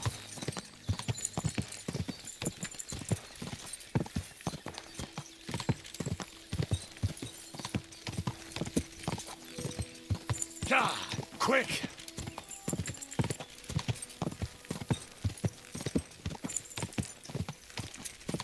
All right. Well, Imp or others, any thoughts on anything I was talking about? Curious as to alternative inputs on. I mean, we gotta turn here.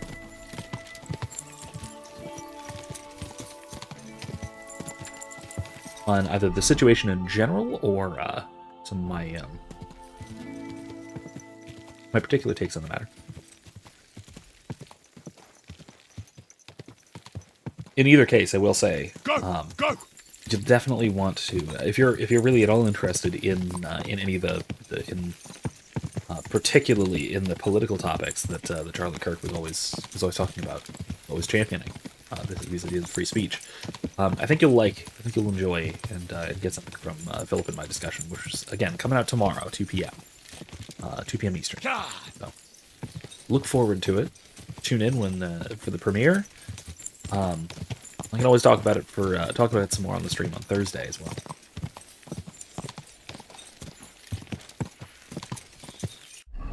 Let's see.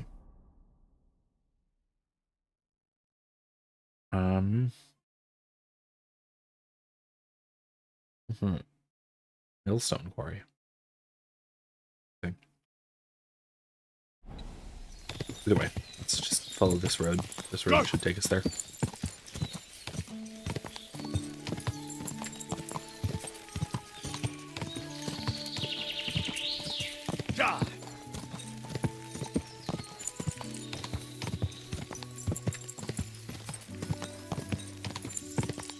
Right by the river.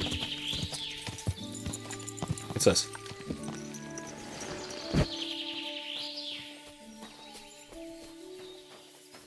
What's this?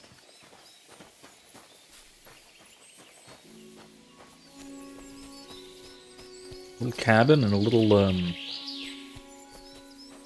assume that's, yeah, there's a little pulley for standing things up. Maybe for stripping logs or something like that, looks like.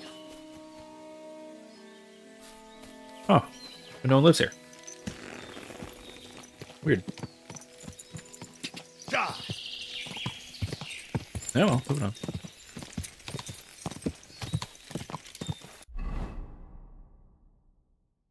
Oh, I need to turn here.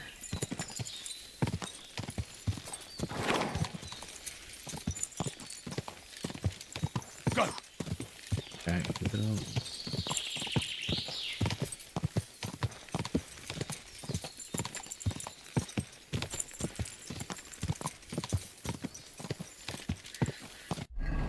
I need to turn again. No, turn left.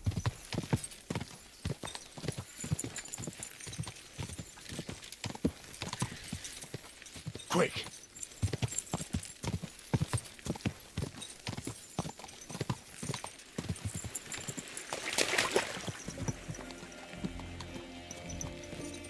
This horse must have been crossing. Hey, Machel. Interesting. Ominous music popping off.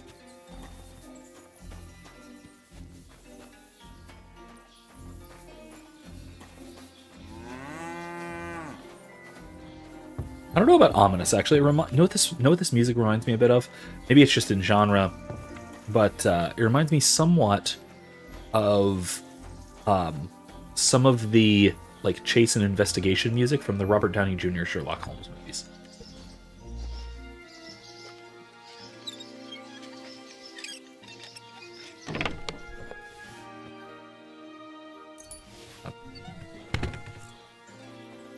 He's a miller. It's probably stolen money anyway.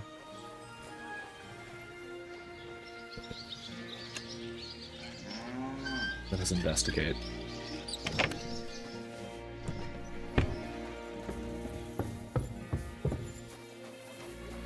Chickens. You're always welcome here, noble sir. Pint. Are you Pint? I am. Why? I'm looking for his dinner. I don't know any Stenner. Sternad said something different. You're a friend of Sternard's, are you? Actually, I don't really know him that well. But he's the only one I know who knew Stenner. And he sent me to you. Well, if he told you that, I reckon it's all right. He's not much of a traitorous rat, I reckon. I wouldn't entirely count on that. So you knew Stenner? Can you tell me something about her? I know Stenner all right, but she ain't been here in some time. Why are you looking for her? What do you want from her? I'm looking for a... You're a fence, I take it, aren't you? Back in the city, they think she's either dead or run off somewhere. And you're the last person to see her before she went missing. Kurva. What can you tell me about Zdenna? She always had it hard. She lost her parents and her home as a child. She had to learn to take care of herself. And what about Sternad? How does he fit into this? Sternard was her guardian angel, as she used to say. If she hadn't been thieving with him, she probably would have ended up a whore. But by sharing with him, she could do what she wanted. Uh-huh. I'm surprised she stuck with him as long as she did. That's because she had a hideout somewhere nearby. That's why she'd come to me with her loot, before they taxed her on the spot. And the last time she was here, she said one more haul like this, and she'll be able to go wherever she wanted, to Prague or Vienna. I heard she wanted to sell you some valuables. Is that true? Oh, aye. She had a good haul. No rubbish. Mostly jewelry, rings, one signet ring with a coat of arms and everything. She left it all here. Von Grola. I paid her a pretty sum of coin. It was a good thing she had a basket with her. Otherwise, she couldn't have carried it all. And what about that signet ring? Do you still have it? She didn't sell me the ring. She wanted to keep it. Said it'd bring her luck someday. Interesting. Do you know what kind of luck she meant? Did you recognize the signet on the ring? No, I didn't recognize that signet. But all the while, Denna was giggling to herself. I reckon she had her eye on another mark. Where did she go next from here? You said she had a lot of coin on her. That she did. She also had a feeling someone was following her. Someone on a horse. Someone followed her on a horse from Kuttenberg. Did she say what he looked like? She didn't. At first, she thought it was some wealthy lord out for a ride. But he held back. Never passed by her and... And did you see him? Did he come all the way here? No.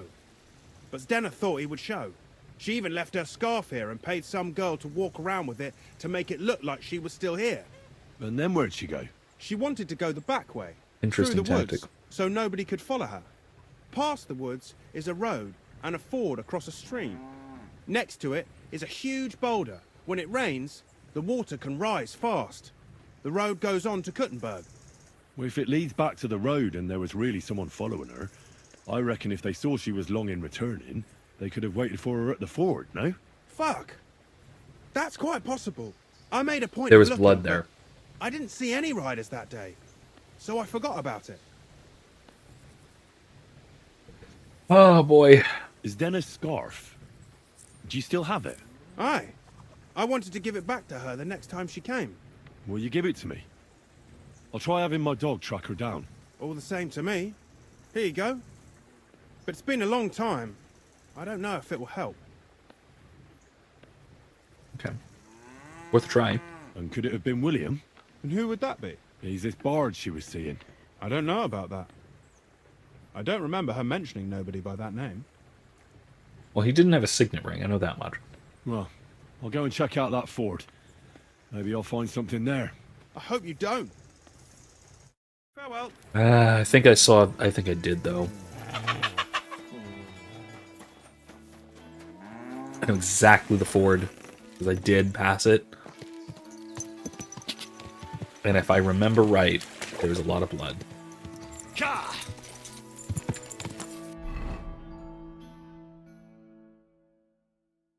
Yeah, it's right there.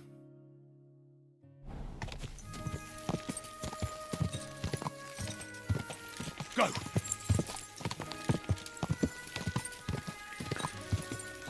Not good. Not a good situation.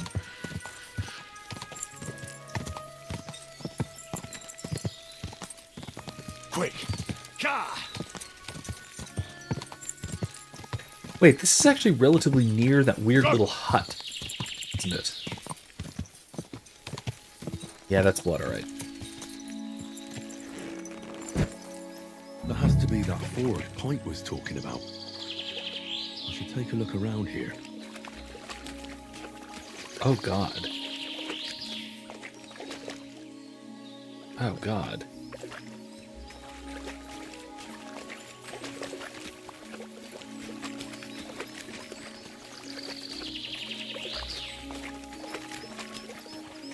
That cloth.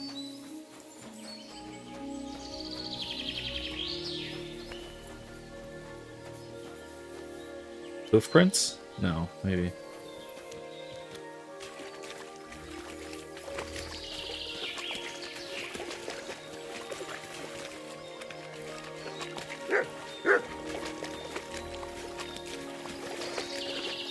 This must be that basket of silver Denna was carrying with her. Oh. She wouldn't have just left that here. But where did it come from? Maybe it rolled down the hill? Rolled down the hill, huh?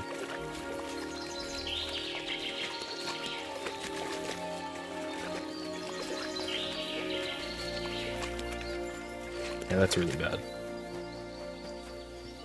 There's a lot of blood.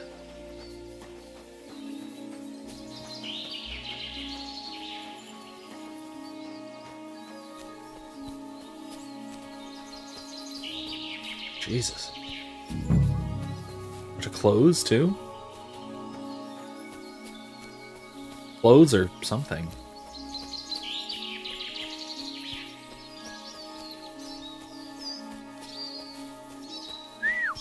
God, where is that dog? But Why have you got two now? Damn it, I was gonna have him help. Oh yeah, here we go. Close again. Some rocks. Where's the rest? Where's this trail? Oh, here she is. Poor thing. She didn't get very far. Ugh, she's been lying here a long time. At first glance, this body isn't as mutilated as the others. No. Unfortunately, I can't tell if somebody strangled her like the others. She's been lying here too long for that, but her head is smashed in. Either the murderer hit her with a rock, or dashed her hard against the ground. She must have put up a fight. Or maybe he lost his patience. Oh, she's all stuck to her clothes. They're torn up, but I don't see any cuts. The rips are odd. Like someone was looking for something. Interesting. Oh, I can't make much out. This doesn't match the MO. But it seems as if the fingers on her right hand are broken. Did the murderer torture her? Or was he trying to get something out of her hand? Ooh, the latter. Oh, my God. Oh, something fell out of her. A signet ring. Oh, that must be the one she stole.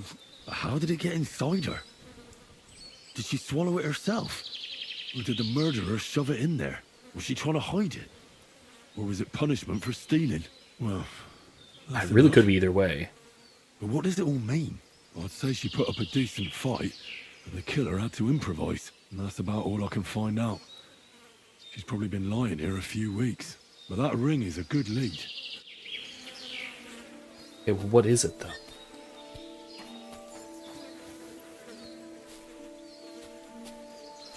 There's little chop marks on the bench here. On the bench. The log. Interesting. Is it in armor, or...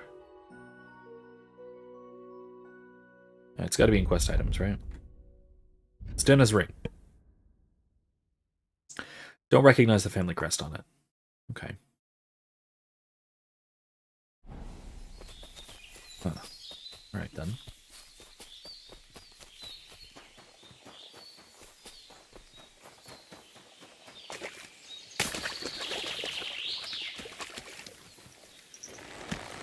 Alright, let's head back to town, shall we?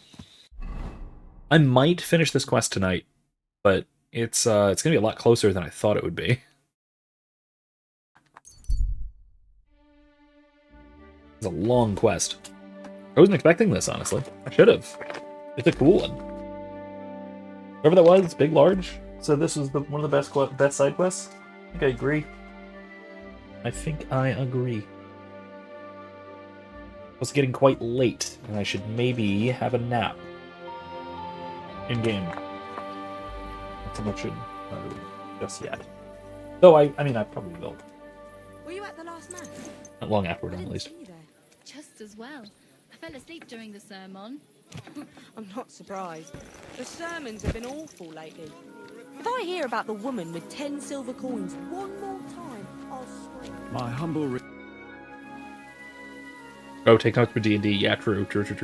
I found out some interesting things about those murders. Just like you said. That's wonderful news. But wait a while. I What? promised Catherine we'd wait for her. You know Catherine? She came to see me soon after you did, and started asking me questions. Interesting, okay. Just like you. Will you send for her? So, we're all here. I hope nobody else shows up. Yeah, me How too. did it go? I mean, no, I hope he shows I've up, but found I out can all just I kill him. can. And do you know who the murderer is? Not exactly. But I have a few ideas. I've asked around a bit, and I have my own suspicions. Is that so? See, I was trying to recall some more details, and I had someone come to mind as well. Oh, I didn't do all this for nothing, did I? Well, Hey, go ahead. Go ahead. Well, who do you suspect now? Well, I'd say William did it. The minstrel. You can't be serious. He's innocent. Uh-huh. And who do you think it was? Well, it's not Rock up. innocent. I'm sure of it. No. But Really? That's impossible. It couldn't have been him. So I see we disagree. Too bad. We could have been done with it quickly. Well, who do you think it was then? I'm not entirely sure. First, I'll tell you what I found out, and then it might be easier for us. Go on then. Starting with who?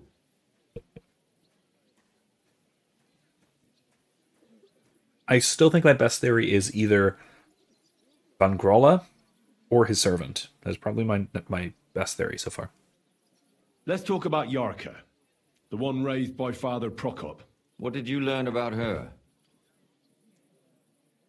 Prokop didn't just raise her out of the goodness of his heart. He was actually her uncle. Really? But he still could have killed her. His own relative? Why not? He's a priest.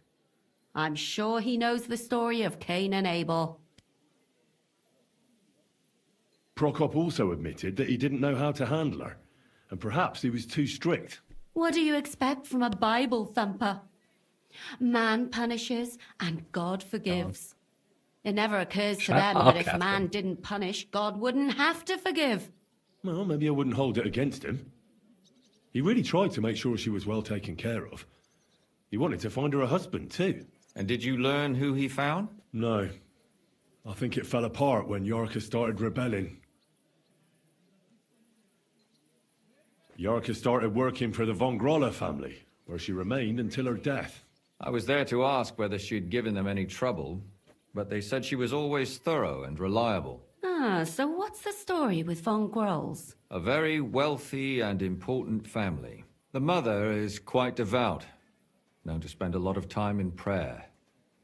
Old Von Grolla's been sick for years. Can't even get out of bed. So, who runs affairs? That would be young Hendel. They say he's quite successful. Hey. Before her death, I heard she often went to dances. There's nothing wrong or surprising about that. But maybe she found someone there. Maybe. Prokop was convinced that she went to see William. That was actually the only name he mentioned. That doesn't mean anything. It means she had some relationship with William, or at least knew him. I mean, William did mention her, so there's that, but he also denied everything, but of course he did. And now, most importantly, Yarka was pregnant when they killed her. I didn't know that. Do you know for sure? So they gutted her? To make it impossible to tell she was pregnant? I wouldn't be surprised. May God forgive us. Do you know who she was pregnant with? Because if we know who the father is, we'll likely know who the killer is. She didn't tell Prokop. It had to be someone from those dances. Maybe William. Prokop is convinced that she was murdered by that bard, William. And I agree with him. I heard the daughters of important men come to see him. It even went so far he had to flee the city. And the moment he's back, there's another murder. Really? That is But pretty I found out you circumstantially accused serious. Prokop first, Lumir. What? Why? It doesn't matter. It was a mistake. And I paid for it. And were you as sure then as you are now about William? I don't think so. But he's a skirt chaser. If he got Yarka pregnant, then... Perhaps. But why would he kill and mutilate her? He could have just run away. But then he could never come back. Why not? He could come back a year later once things have died down, the child would be born, the shame forgotten, and nobody would bring it up again. I suppose that makes sense. Is that how that works? That's all I was able to find out. You still found out more than I did. But it's not enough. We still don't know who the killer is. But we can agree that she was killed because of her pregnancy, can't we? Not Agreed. necessarily. Somebody got rid of her to make sure nobody found out she was pregnant. I'm sure William wanted... William isn't the only man with a prick. And he certainly didn't use it to strangle her to death. Such language. What are you trying to say?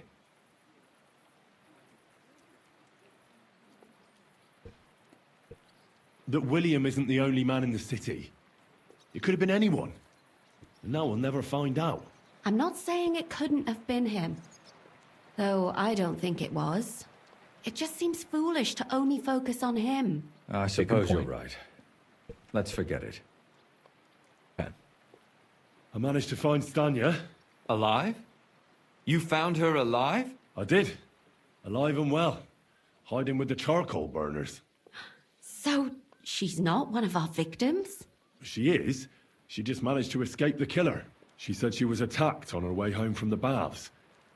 She heard somebody talking in a side street, but it was empty. But when she walked by, someone grabbed her by the throat and started strangling her. And how did she manage to get away? She was holding an empty pitcher, and she smashed the killer in the face with it. He either got startled or hurt, but he let her go. Did she get a look at him? Did she take his eye out or something? No, she didn't stop to find out. Just ran. Which is probably why she survived. And what about the blood in the bedroom? She cut her hand on the broken pitcher. She didn't stay in her room for long. She was still so scared that she grabbed her things and ran off to her beloved charcoal burner. Yeah, if she knew that she had injured him, and like he got a scar, or like you said, took an eye out or something, that would help tremendously. She said she returned from the baths in the evening regularly, and somebody knew exactly which way she would take and where to wait for her. You mean someone followed her beforehand to figure out where to ambush her? Who knew that she went to the baths? Apparently everyone in the tavern. She didn't hide the fact. She also said she was sure it wasn't Mole. He may be a pig, but the evening she ran home, he was in bed snoring. Well, according to Stanya, the murderer had a terribly strong grip.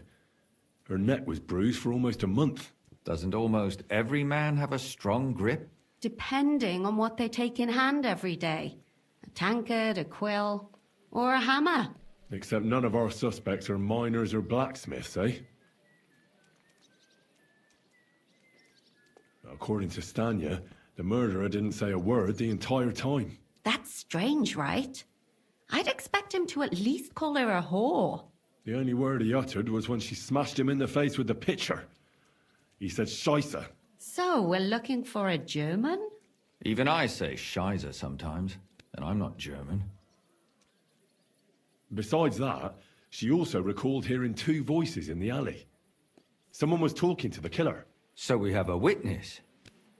Now, just to find him. Or an accomplice. If I remember correctly, the other one must have seen the whole thing, right? And he didn't go to report it. I asked Stanya if she knew Prokop. She said no. Maybe she just doesn't remember him. Or he gave a different name, or... I don't think Father Prokop is the type to frequent the worst tavern in Kuttenberg. Stanya admitted that she knows William. He flirted with her and tried to get to know her better. Nothing came of it. And that's probably why I wanted to kill her. And likely rape her before that. Well, perhaps, but Stanya doesn't think so. She's sure it wasn't William. And no matter what they say about him, in her eyes he's a good lad. And that's all that Stanya told me. I'm so glad that girl is alive. Me too. At least someone's had a little luck. Does she want to come back, or will she stay with the charcoal burners? I don't think she'll come back. She's so scared now they'll come back for her, she doesn't even leave the house. I managed to find Zdena. You found her? Erica, yes, it really does. This sounds like a bunch of players around a table talking about clues. Unfortunately, she's dead. And where did you find her? Pretty far away. Including the absolute partisans for each suspect, Someone too. caught her in the forest when she was coming home with a load of coin and killed her. I reckon she put up a hell of a fight. So the killer got nervous and ended things quickly. So he didn't strangle or mutilate her? She'd been lying in the woods for a long time, so I couldn't really tell. But he definitely didn't hack her up like the others. I wonder if Zdena was separate. I mean, they wouldn't red herring us that bad, would they? Damn it, now I'm thinking like a player. This is... Damn it! That's not right. Now I'm thinking like a D&T player. The DM wouldn't send that bad of a red herring, would they? Wouldn't send us on so much of a wild goose chase. God. Catherine's one that shoots down every idea. Yeah. Uh-huh. Well, I mean, she's got her theory. But and she's kind of leaning into it hard, but let's see. Judging by what her accomplice said, she robbed someone good. She had so much jewelry on her, she could hardly carry it. And what's odd is when she was murdered, the killer left her basket of valuables behind. So I reckon he didn't kill her for the money. She said someone followed her on horseback from Kuttenberg. She tried to lose him, but apparently wasn't able to. On horseback? Oh yeah, I love that it's raining indoors. Yeah, that's she a little described distracting. it, didn't she? Only as a wealthy type who never got too close. That doesn't fit in with the previous murders.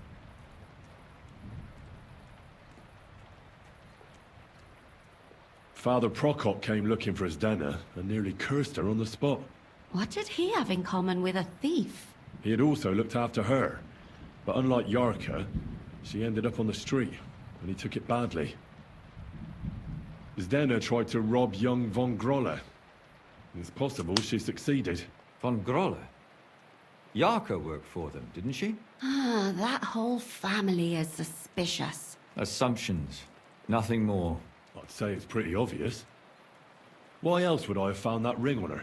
They just left the ring by her body. That's odd, isn't it? It wasn't by her body. It was inside of it. I don't know if she swallowed it herself or someone shoved it in her. That's awful. But I can't say it surprises me. My mouth is starting to hurt from all this blabbering. So are my ears and head. Come now, we're nearly there. We just need to find our suspect. So, Henry, who do you think did it? Yeah, I think it was one of the Von Grolles. Possibly his servant, or maybe him and his servant. But yeah, the Von Grolles are probably our best suspect so far. I suspect one of the Von Grolles. What leads you to think that? Are you sure it wasn't William? I'm not sure, but...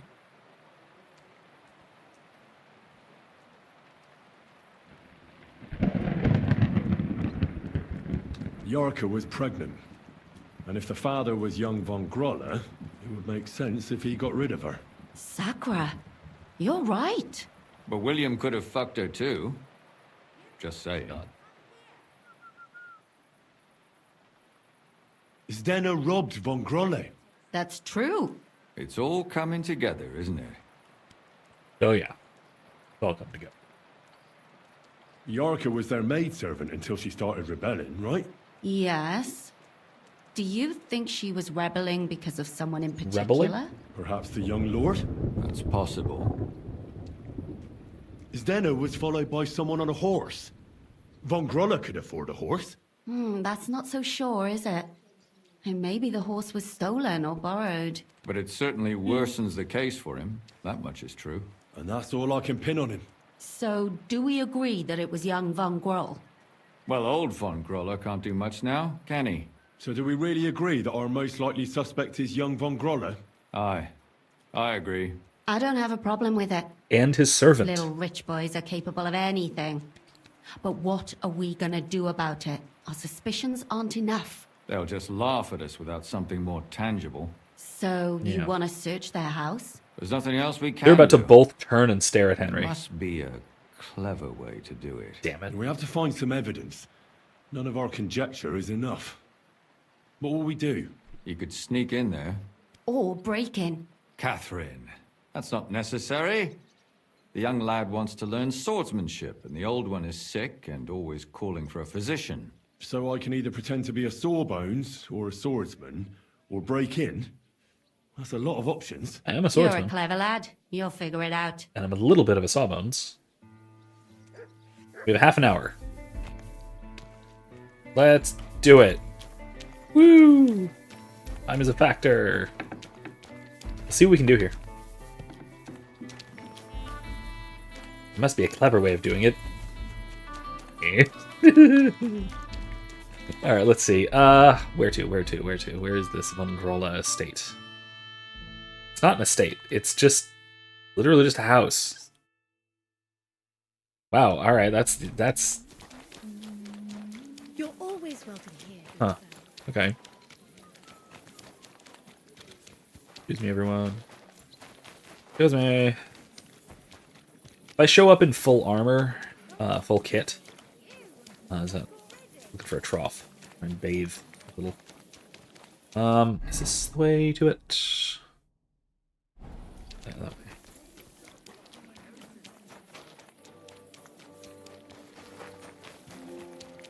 Looking for a trough to wash off a little bit because I'd like to be nice and shiny when I show up as a swordsman, as a swords teacher. Schwertmeister. Whee. It's also late. Well, that's fine. That is fine. Handle. Oh. You shouldn't be here. Okay. Thought I could come in. The door was open. Hey, Hendel. Get out of my sight. What, do I have to wait until morning or something?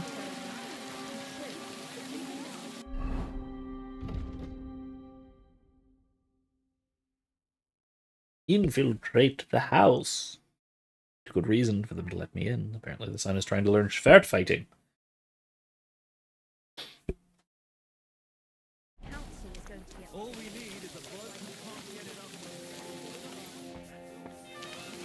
No, not allowed in. Maybe I go around to the other side of the house. There will be an option to go in I am at your service. legally. Like I said, I would rather do this above board, if possible. Can't get in through the backyard, can I? I have to go through another building. Or I'd need to sleep through the night. Come back in the morning.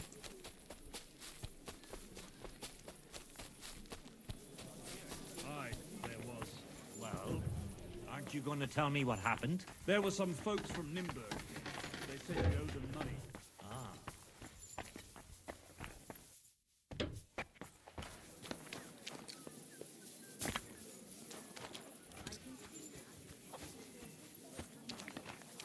This is their house, alright.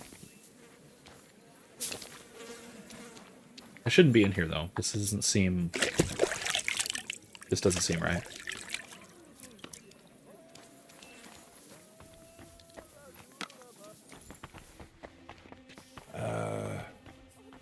You can't just stroll around here without so much as a... Didn't know that, sorry. The door was open. Alright, anyway, I am gonna sleep until morning. I'm gonna go to my little room at the inn up yonder. Christ! Pardon me. You are pardoned. A lady. Good wife. Yeah, alright.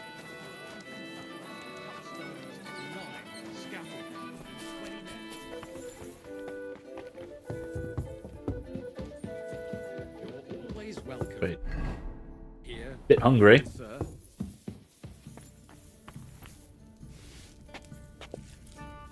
I'm quite hungry.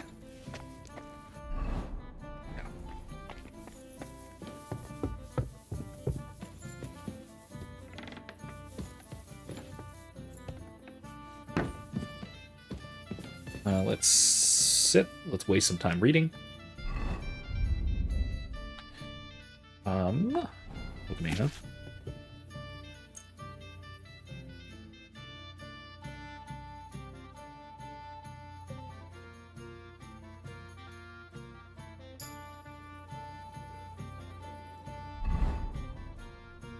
Woodsman's Journal, huh?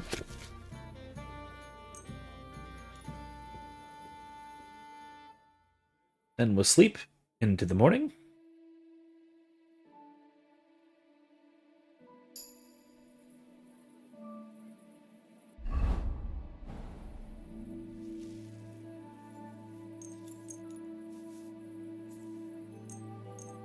Yeah, that'll work. Okay.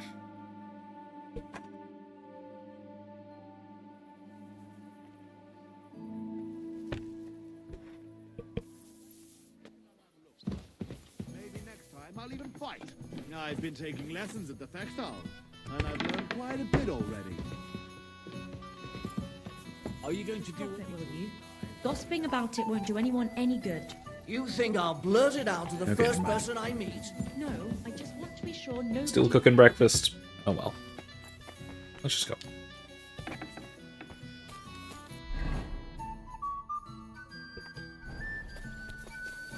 Yeah, the door is right across from the inn. I think we're kind of okay right here. Oh no, there's a sad child here.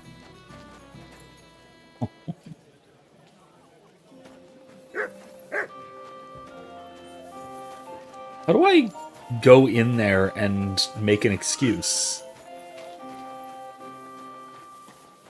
Okay. Poor baby. You should have been asleep 3 hours ago, but... How do I go in and make an excuse? Oh, there we go. Can I help you? Is this the house of the von Grolle family? Yes? I'm Henry of Skalitz. Master Menhard from Frankfurt sent me to train young Master Hendel in sword fighting. There we go. I'm sorry, but I know nothing about it. Are you telling me I'm not expected? The Master Swordsman won't be pleased. No, this is surely my mistake. But isn't it a bit late? You won't get much practice in with him now. When should I come then? Best before noon. The young master will be well rested and full of strength. It's 8 in the morning. See you soon, my friend. It's 8 in the morning. Oh, it's 7 in the morning, that's why. Let's just wait a couple of hours. Let's try again. Oh, the servant comes out. Okay, things make sense now. I'm supposed to talk to him outside. There we go. You've come to train the young master, have you? You're right on time. Please, come in. Go into the courtyard. You'll have more than enough room there. I'll send the young master to you immediately. Take care, friend. I hate sweeping.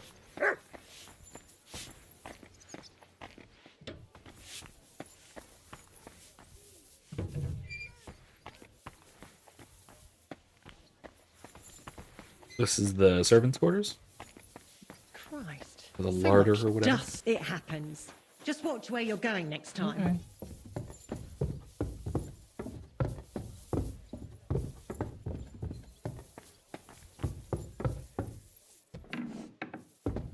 What? Sorry, wrong turn. What's that? And I was starting to think someone wanted to ambush me. Good. Hi. Oh, you're right there, huh? Okay.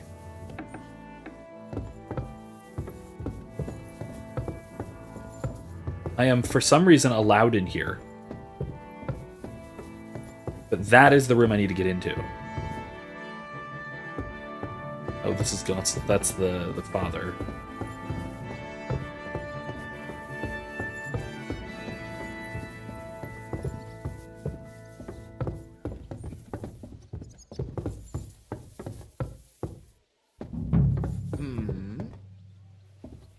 And I was starting to think someone wanted to ambush me. Okay, well, let's go try and train him, huh? Where's the back? Back here. This is a really pathetic little backyard for a family of nobles. I must Good lord. admit that I didn't expect anyone so soon. Master Menhard said I'd have to wait a while for my lessons. Well, that's true. But we had an opening, and Master Menhard immediately thought of you. But of course. That's good. It doesn't matter. I'm actually glad it turned out like it did. At least Mother will leave me alone for a while. What do you mean? She's always trying to keep me at home. Says I go out with girls too much. She'd rather have me praying all day and night like her. Well, maybe a sword fighting lesson will help you. Maybe. But first I want to see if you have anything to teach me. Ready? I'm not. I've only got a sharp weapon. Really? You wanted to draw iron right away. Well, I can lend you one. But next time, bring your own. Alright, that's Ich fine. reiß dir deinen Arsch auf! Good. Well, I hope the young lord is assured he has much to learn from me. Ah, yes. The young lord learned it the hard way. And after a few lessons, you'll only get better. I stabbed him in the breastbone. That was... I know the basic steps, but lack the finesse. I admit. Excellent. That's enough for today. But before I go, I'd like to ask you something. What type of weapon are you most interested in? A sword, of course. It is fitting for someone of my standing.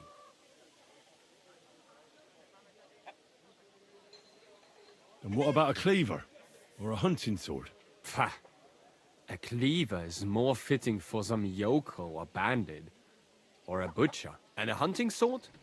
My father used to have a beautiful one. I don't even know what happened to it. I wouldn't be ashamed of that one. But otherwise, they are for fat burghers and poor mercenaries. Have you ever killed anybody? What kind of question is that? Of course not. I meant in battle. How else could you have meant it? I mean... You know. And what about an axe? Have you ever held one? No. Do you take me for a woodcutter? That kind of axe. Enough small talk. I want you to practice the basic posture. Nice and slow. Yes, master. Not that.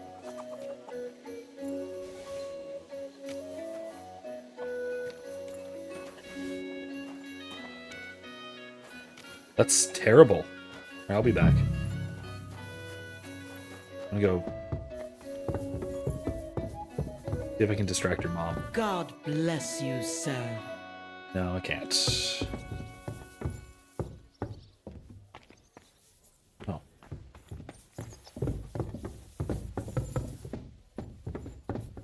Can I close this? No, I can't.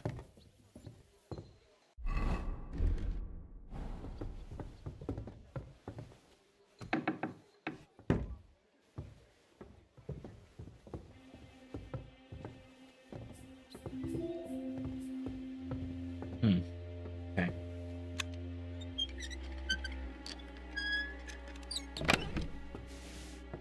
What? Well, there's women's clothing in here. Riding gloves. It's not really evidence, though. Exactly.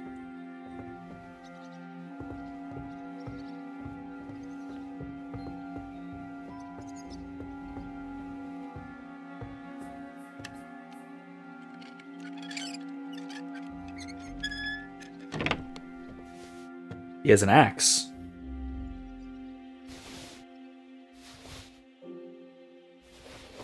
What the hell? That's hair. All kinds of brown. I bet it belonged to those dead girls. If this isn't proof, nothing is. Maybe I should add some spices.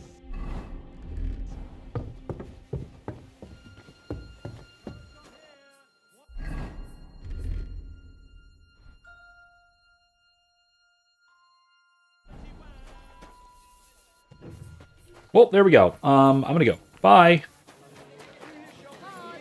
God be with you. Keep the peace.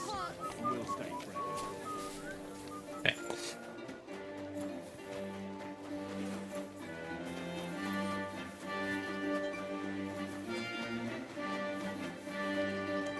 All right, let's wrap this up, shall we?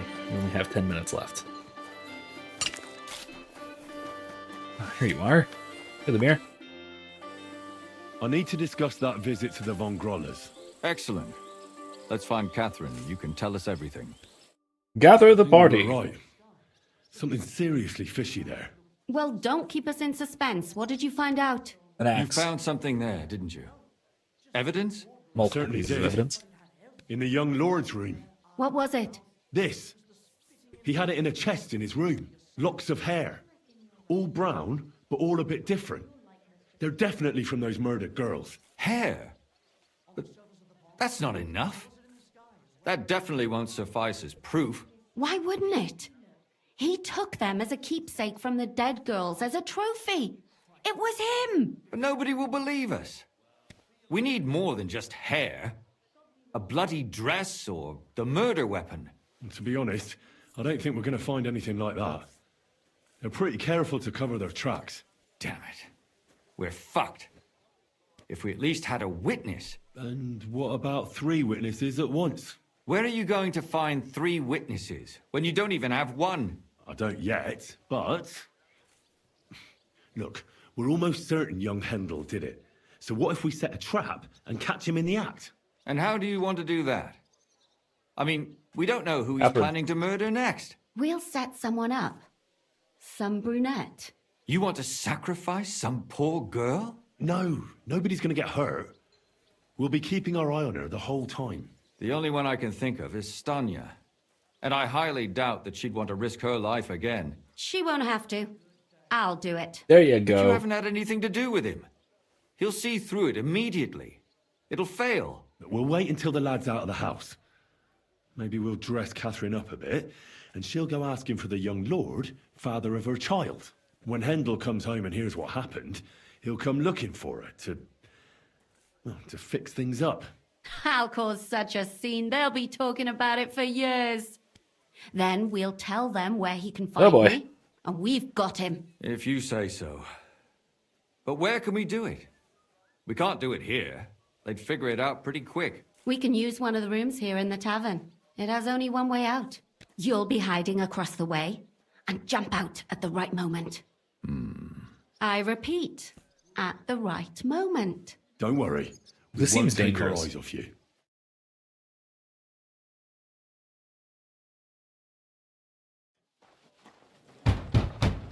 Where's Hendel? I need to talk to him! Do you hear me? I have to talk to him about our wedding. I won't be left alone with his child. What are you screeching about, you ninny? There's no Hendel here. Certainly not for the likes of you. Do you hear that, folks? He fucks me from all sides. Gets me with child, and now he doesn't want to know me. Get rid of her. Disgrace. Oh my god. Oh, so a poor woman has to suffer because of a man's lust. As if it wasn't already bad enough before. What Oh lies my are god. you spouting, you strumpet? Goodman Hendel never laid eyes on you. Besides, you're too old for him. Nobody will believe your lies. Old am I? He came to me himself because he wanted a mature woman to breed with. And he never even pulled it out. And he filled me up like a wineskin. Oh my god. Suit yourself. Big Lord says sad thing is there's real women like this. I'm sure. But either you come up with an offer of marriage by evening, or first thing in the morning I'll go to the bailiff. And I'll be damn sure to get justice from him.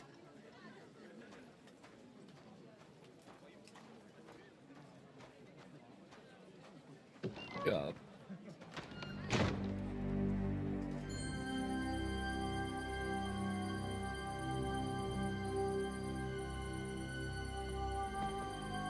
It's going with his mom? Or is it his servant going?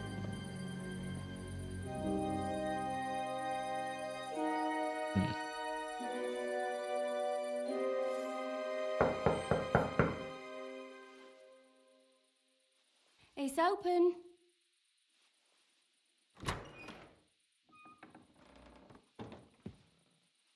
I've come to talk with you. Where's Hendel? Hendel, you wanton whore! Debauching my son! A nanny goat like you! The others were at least young, but you! Not quite what I thought, Trials but, I have but to endure. close. A husband with both feet in the grave and a son who'll fuck anything with a hole in it.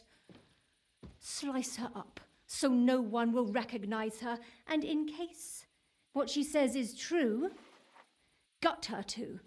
Gutting, is it? I can help you with that.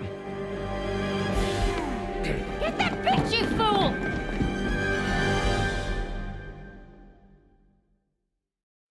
Am I gonna have to fight him? What? Wait, whoa, whoa, whoa. Excuse me. Excuse me. Where? Where the hell they go?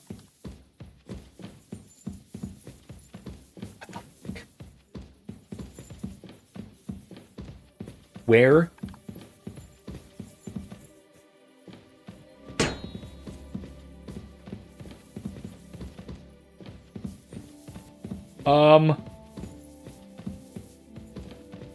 Bugged.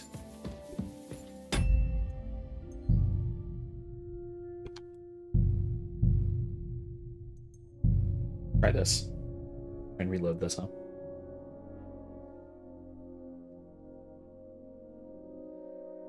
Speaking of anything with a hole. Anyway. Thanks, game. Yeah, right. What the hell? That's hair. All kinds of brown. Come on, really? I bet it belonged to those dead girls. If this isn't proof, nothing is.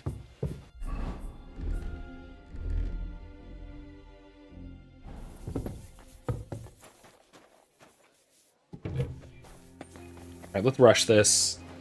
I have time. Excuse me. Especially if I, skip conversations and stuff.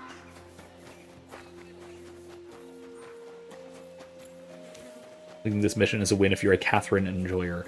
I'm a little off on Catherine. I will say, first of all, Henry is absolutely loyal to Teresa, first of all. But second of all, Catherine is a little bit... I need to discuss that visit. Excellent. I think we were right. Well, you know. Well, don't. You've certain. What was this? Locks of hair. Why would nobody? To be damn it. Where are you? I don't. And how? We'll. You want to? No. We already saw the only this, so She you'll won't. forgive me. Well, when Hen. How that? If you. We can use. You'll be. I repeat. Don't worry. Now, I wonder if I can skip this. Skip all. Ha! Oh.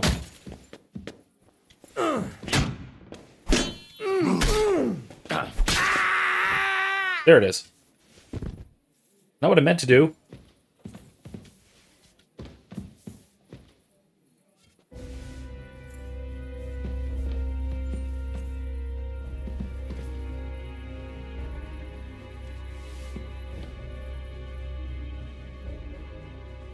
Hooked trout. Alright, well there we go. There's something about her voice that makes me grit my teeth. Yeah, no, I get that. I get that. Oh. Catherine, wait. What should I wait for? I'm gonna cut that bitch's throat. How dare you? Hands off, you heretical scum. Shut up. Love the unarmored guy playing drums on your armor. Yeah, no, that did nothing. He hit me a few times, but who cares? Also, Catherine, that's a noble. You should probably not do that. Yeah, there is something about her voice that is grating. Deeply, deeply grating. Let her speak. I still don't understand what actually went on here. I have some questions for you. I'll tell you nothing, you serpent. Nothing. You can't keep me here. Let me go. I'm a woman of worth. If you won't Cassie, speak no. now, then the executioner will loosen your tongue when your feet stop burning. But why wait, right? I'll cut your ear off. Maybe both of them. All you need to talk is a tongue. Okay, yeah, no, this is... Oh boy. I will say though, Catherine seems to her redeeming qualities are rather she's rather upfront with them. With her redeeming qualities, so to speak. Why did you do it, for Christ's sake? Well, you know why. Blaspheme, you heathen. Come on, answer him or it's gonna hurt. My husband, he drank a lot, ran around with whores and didn't pray enough. And God punished him for it. I couldn't allow the same thing to happen to Hendel. And why kill those girls? Why not just talk to him about it?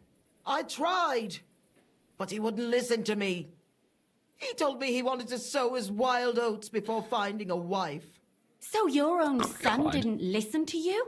And you started killing the girls who seduced him and emboldened him with their brazenness? If they wanted to whore themselves out, they'll pay for it in hell. But there's no way they were going to drag my Hendel there with them. And what about Hendel? Did he know what you were doing? That I was taking care of his immortal soul and eliminating his temptation? Of course not. But one day he'll be grateful to me for it. He's going to jump for joy. His mother a mad woman, and his servant a murderer. Speak politely to me, you whore. Henry, if you have any more questions, you'd better ask them quickly. I'm sorely tempted to finish this here and now. Of course you are.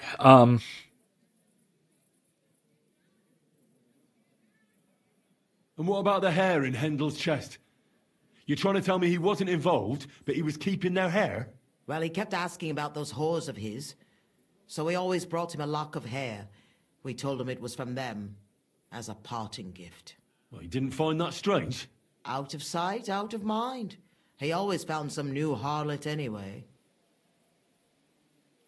Do you realize you also killed girls who had nothing to do with Hendel? That's not possible. I saw them all with my own 2 eyes, chatting with him and giggling. Oh, God. What about that alehouse wench? That strumpet.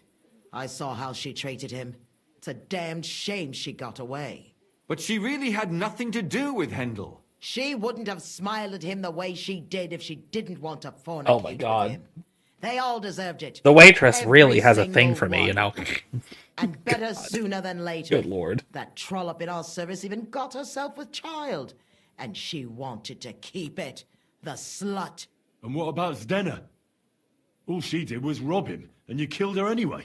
She fawned over him like all the others. He even gave her a ring, which she probably sold immediately. Oh. She deserved it. She was a thief, and stealing is a mortal sin. Yes, the stripper really loves me, guys. I swear we have something special. It's perfectly okay. My wife said it, not me. There was no blood where Alice was found. Where did you kill them? That was up to Thaddeus. He told me something about an abandoned barn. I only told him to cut them up thoroughly. Why? Why? As a warning. So those whores knew what awaited them. To put the fear of God in them. I better stop asking questions. Burn in hell! All of you! What'll we do with her now? Let's take her to the bailiff. She'll get justice there. We don't have to go anywhere. I'll give her justice right here, right now. But we can't do that. She Let's has not. to go before the court. The law must be upheld. Did you hear her? I mean, she hasn't got her head on straight. And what judgment will there be? She's from a wealthy family. Nothing will happen to her. Don't you dare judge me. Only God can do that. Oh, he will. Shut your Don't mouth, worry. you sow. You judged and punished some random girls, and now you'll blaspheme like that? Our Lord directed me. I did it through His will. Okay, I Hear that? And you want to let I almost her want live? to stab her. But that's not justice. I almost want to stab her. It's murder. Getting real close now. Henry, won't you say something? I told you, don't you dare judge me. I am a servant of God. Fine, you can go to an ecclesiastical court. That's fine. You'll still be executed.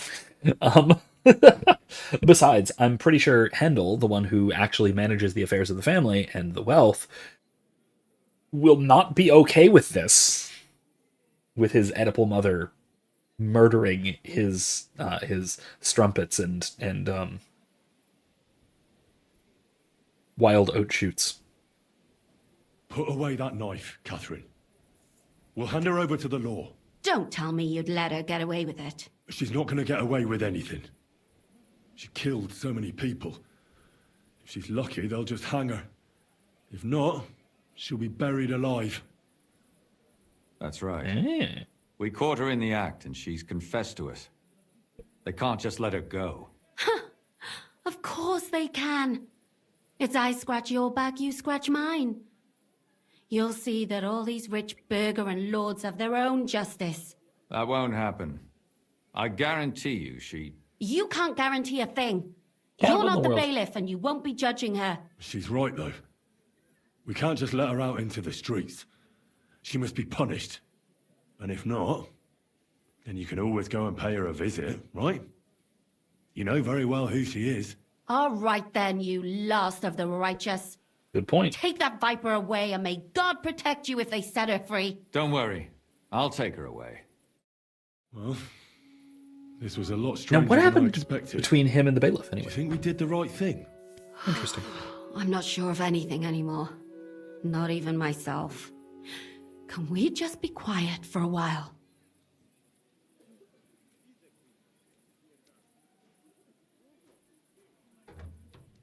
What is going to not lead to fornication?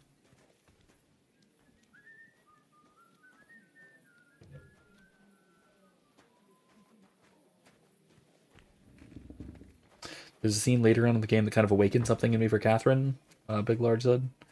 There's a bathtub involved. Of course there is. Of course there is. I assume this one is the one that does not end in...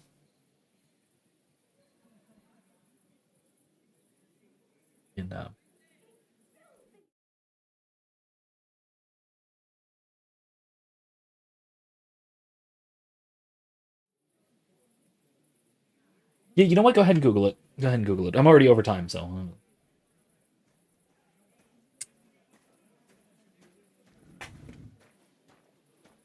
ahead and Google it. After that, after this is all wrapped up, get out of here. It is after midnight, so... The Fifth Commandment. The name of the quest.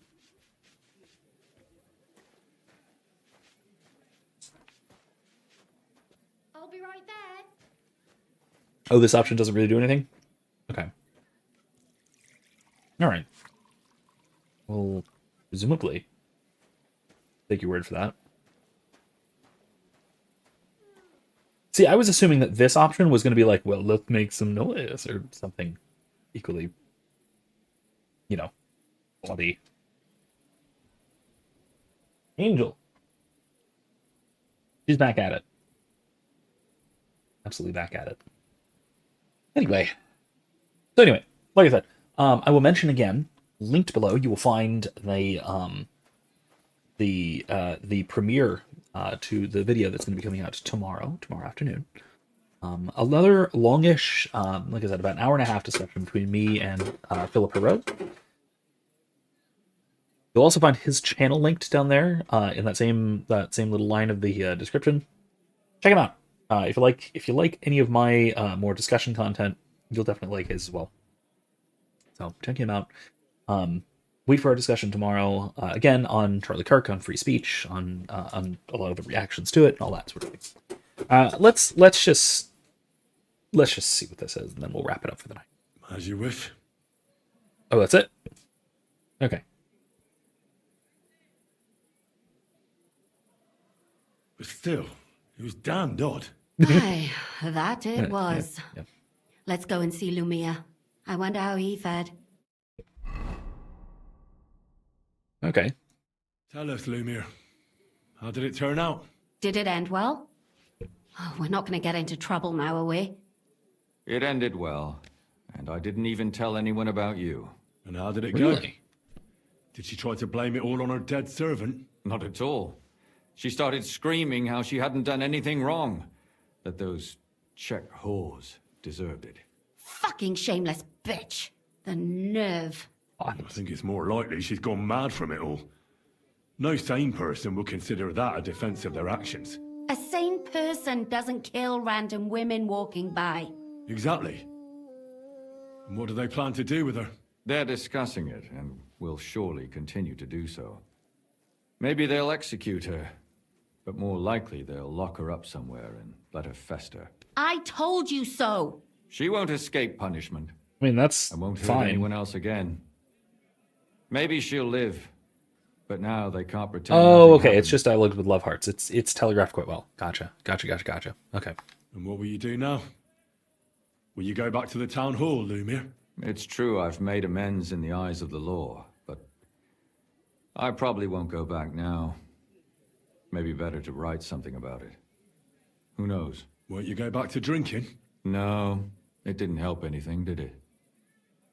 If I had just persevered instead, I should have pitied those girls, and not myself. We're once again back to Noir. It was a terrible mess, and With all the femme three of fatale us and had to the put our drunk heads detective. together. Yes. You helped me when I Kinda was love in this. need and didn't even know it. Maybe I'll just keep helping as long as I can. Helping others is the best thing a person can do in this world. And what will you do, Catherine? Will you stay here? My work isn't done yet. I have to work in the tavern here, and then we'll see. Maybe I'll find work elsewhere. That was cagey. Do you think we could I know have what done you're saying. better? Everything can always be done better. The most important is to do it well and quickly. Catherine is right. I'll still be kicking myself. Maybe to my dying day. But none of us did anything bad. That's not entirely true. I'm talking about innocent people. No more girls died because of you. And that's good. Well, let's go our separate ways. Thank you, lad. You prevented future murders. And you also saved me. And for that, I will be eternally grateful.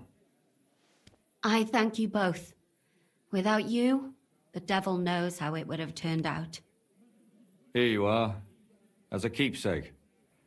And perhaps as a reward. And if you ever pass by, look us up. Yes, here is a reward, Henry. And Lumiere, we shall certainly meet again. Who's us? Gutenberg Night Shield. What am I wanted for?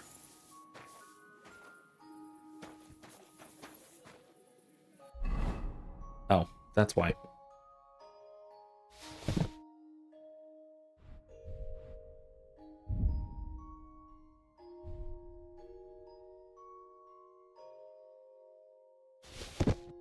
Gutenberg Night Shield. Very cool, though.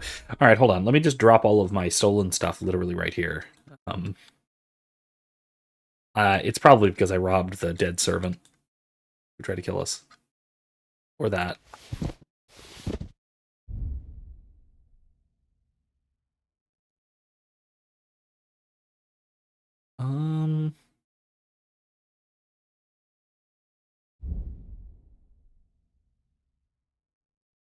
That's it, right?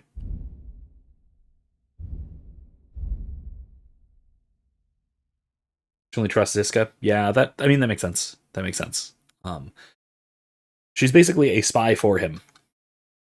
Shoot, that too.